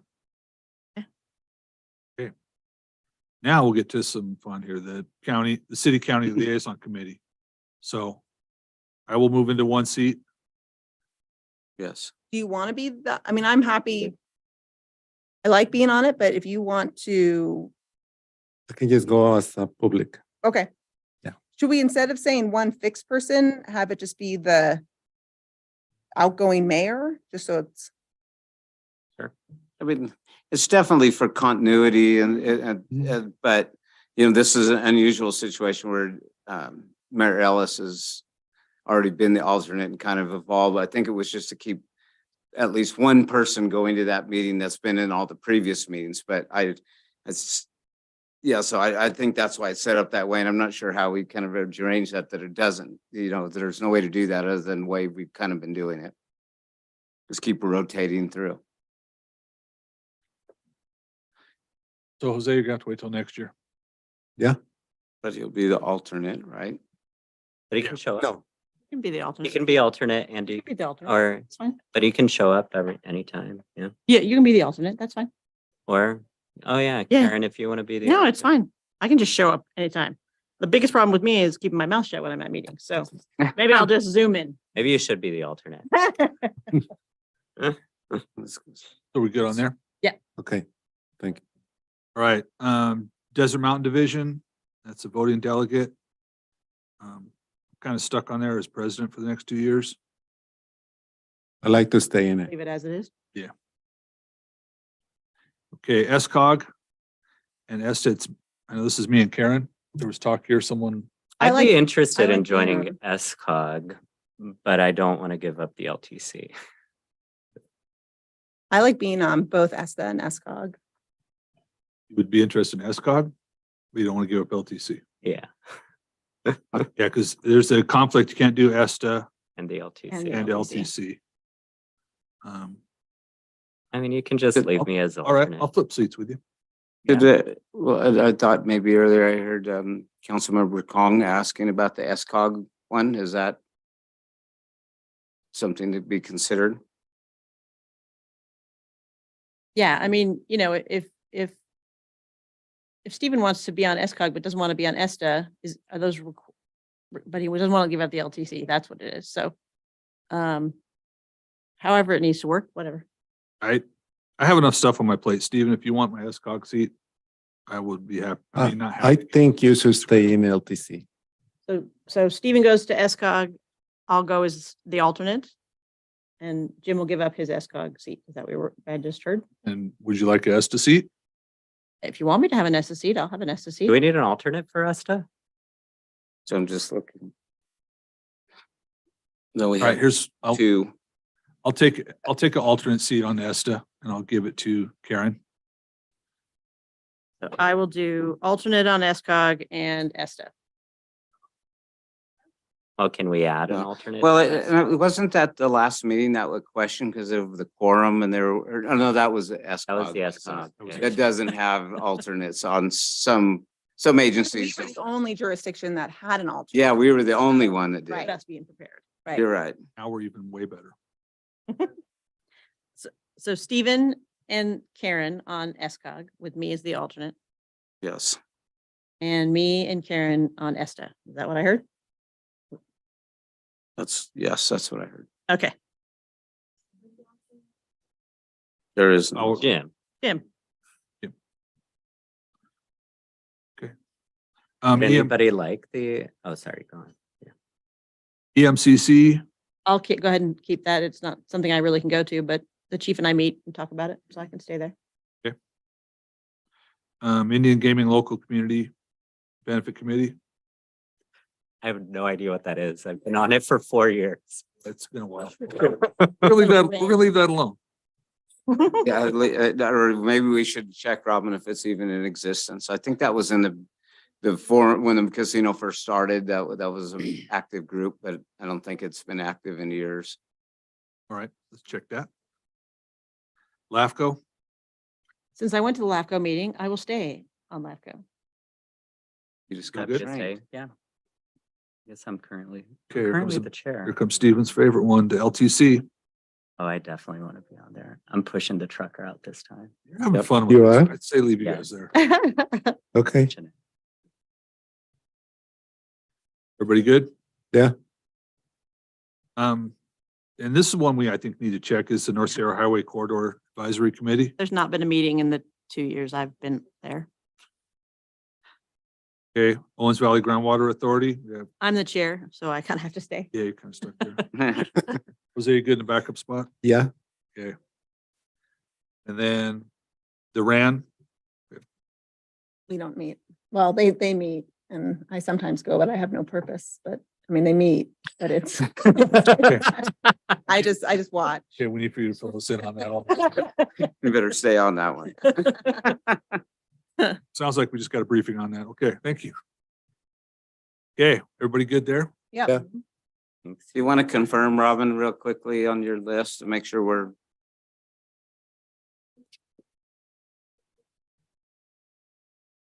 You just saw that. For BAWA, it's the same. Bishop Fire Department Fire Executive Committee is the same. CJPIA, we have Karen Kong as the lead and Karen Schwartz as alternate. For City County Liaison Committee, we have Mayor Ellis, and then we'll have Karen Schwartz, and then we'll have an alternate, Jose Garcia, Mayor Pro Tem. And anyone else can audit it as they please after that. Desert Mountain Division, we have the same. We have Ellis and Garcia. We have SCOG, we have Stephen Mahovey, Karen Schwartz, and Karen Kong is the alternate. And then we have for ESTA, we have Karen Kong, Karen Schwartz, and alternate is Jim Ellis. And then for our EMCC, it's the same, Karen Kong and alternate Fire Chief. We have Indian Gaming Local Community Benefit Committee is the same, Mohovey, alternate Ellis. For LAFCO, we have the same, Stephen Mahovey and Karen Kong, alternate Jim Ellis. For LTC, we have the same, Stephen Mahovey, Jose Garcia, alternate Karen Kong. Non-council rep is Celeste Berg. North Sierra Highway Corridor Advisory Committee, I'll double check on status of that meeting, but we'll keep it the same. Karen Kong. We have Owens Valley Groundwater Authority, Karen Kong, and alternate Jose Garcia. And for RAN, which is Remote Access Network, we'll keep it the same with Karen Schwartz. Is that correct? Perfect.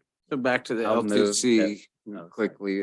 So Karen Kong is the alternate. Oh, I can't be that. Yeah, and there can't be on ESTA and that one.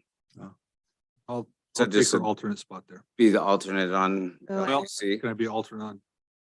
No, LTC. So not if Jim- you're the alternate on ESTA. So Jim Ellis is the alternate for LTC, and we'll have Stephen Mahovey. And that is why we don't have an alternate for ESTA. Yeah, so Mm. cross Jim off as the alternate for ESTA, because Okay, there's not got it. one, and Right. put him on the alternate. That's LTC. why. Yeah. Ah. Figured it out. Yeah, That's why we paid Destin Deshawn. okay. So, do you want to make a motion so that way I'll we move that we approve the requested modifications to be made to the Bishop City Council Committee and Agency assignments for the 2023 calendar year. I'll second that. Okay, Robin, we have a motion and a second. Can we have a vote, please?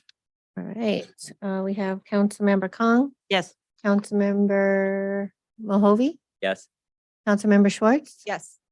Mayor Pro Tem Garcia has stepped away briefly, and Mayor Ellis. Yes. Thank you. Motion passes 4-0.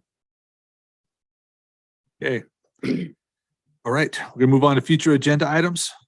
And we'll start off with you, Mr. Mahovey. I have nothing other than everybody have a wonderful holiday.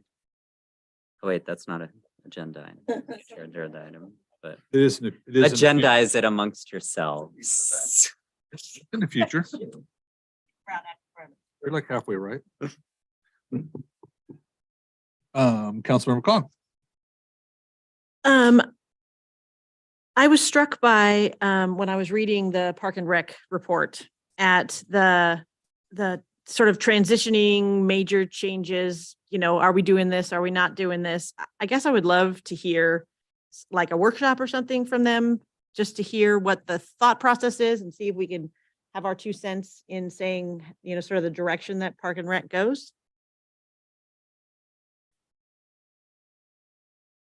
I'd agree with that one. Update on master plan and kind of where we at. Jose, you agree? He's good, okay. Got it. Here it comes. I don't have any future agenda items. Here, Nessa. Jose, do you have any future agenda items? Not right now. Thank you. Okay, and I have none at the moment. So move on to council and committee reports. And Karen Schwartz. I went to the SCOG on Friday and we received a presentation on the Sierra Nevada Regional Climate Change Vulnerability Assessment. And basically it's a tool that the Sierra Business Council created where they compile data for Inyo and Mono counties and our vulnerabilities with the effects of climate change in our region. And basically the vulnerabilities they came up with can be used as a tool when applying for future grant opportunities. So it's just a good resource for some of the data that is going to potentially affect us with smoke and heat, and you guys know. We also reviewed the RFP for the Buttermilk Infrastructure and Planning Initiatives. We received an update on the airport, and we awarded a contract for a new SCOG website. And then one of the things we talked about, which was great, is with the big amount of money that California is putting into the SURF process, is that our region actually has a authority to accept that money. There's a lot of other regions in the area, especially on the west side, that are not as set up as we are. So it puts us in a really good position to access the money when it comes. What So- were the 13 regions? Oh, gosh, I think so. Yeah, 13, yes. So yeah, we are well poised when that money starts coming down the pipeline. ESTA was canceled. I attended the fabulous Christmas party. It was great. Jana did a wonderful job coordinating that. I got a wonderful lunch pail. So that was great. I had a good time. And then I ran the Santa Mile with Jose. No one else was there. I thought we had made a deal. Like what? I didn't want to be the only one walking. Had a plumbing emergency. Oh, I would have walked with you. Oh, a pity walk. Great. Oh. Well, Jose and I ran, and it was Good really news. fun. Yeah. And then I said a few words at the Christmas tree lighting with our baby Australian, I can't remember. Australian Christmas tree that was just recently planted in the park. And everyone just have a wonderful holiday. It's gonna be snowy, and if you're a skier, you're set up. So, yeah. Perfect. Thank you. Okay. Councilmember Kong. I have had no meetings in the last few weeks, but I'm gonna have more now, so I'm excited. And yeah, just have a great celebration with your families. What have we done to ourselves? More meetings? You're doing awesome. Councilmember Hovey. I attended the LAFCO, where we were reviewing a contract for fire protection service between Rovana and the Rural Fire District, and we approved that. And I'm sorry, city staff, that I missed the Christmas or the holiday party. It was my last day at work, and I could not leave during my exit interviews. But what that means is for the next 6 weeks, I will be enjoying all the skiing and all of the snow on the mountain. So yeah, 6-week vacation? Nice. Were you? that's why I afraid that switched they were gonna jobs fire for you? 2 years. Like, No, it's like the best way to get a raise and the best. uh-huh. Should write a book on that. It's pretty cool. Mm-hmm. I will be first to call you Mayor Pro Tem Garcia. Thank you. I attended the Santa Mile and the Christmas parade. It was very nice. It was cold, but it was very nice, very lovely, well attended. The city luncheon, Christmas luncheon on Saturday. And on Friday, along with Jim, I attended the Desert Mountain Division meeting and the officers installation ceremony where Jim was installed as president for the next 2 years. Very nice dinner. And let's see, I think that's it. Thank you. Thank you, Jose. I'll wrap this up. Yeah, it was last Friday or Thursday night. Robin, me and Jose went to the League of California Cities installation dinner, and it's the award ceremony we have every year. And this year's award, it's a award that celebrates people within our division who really give to the division and instill what we do and really make that a part of their community. And this year, it's been quite a while since it went to anyone local. We gave the award to Bill Sauser from Mammoth Lakes, and he had no idea it was coming. It was great to kind of surprise him. So it was a great dinner.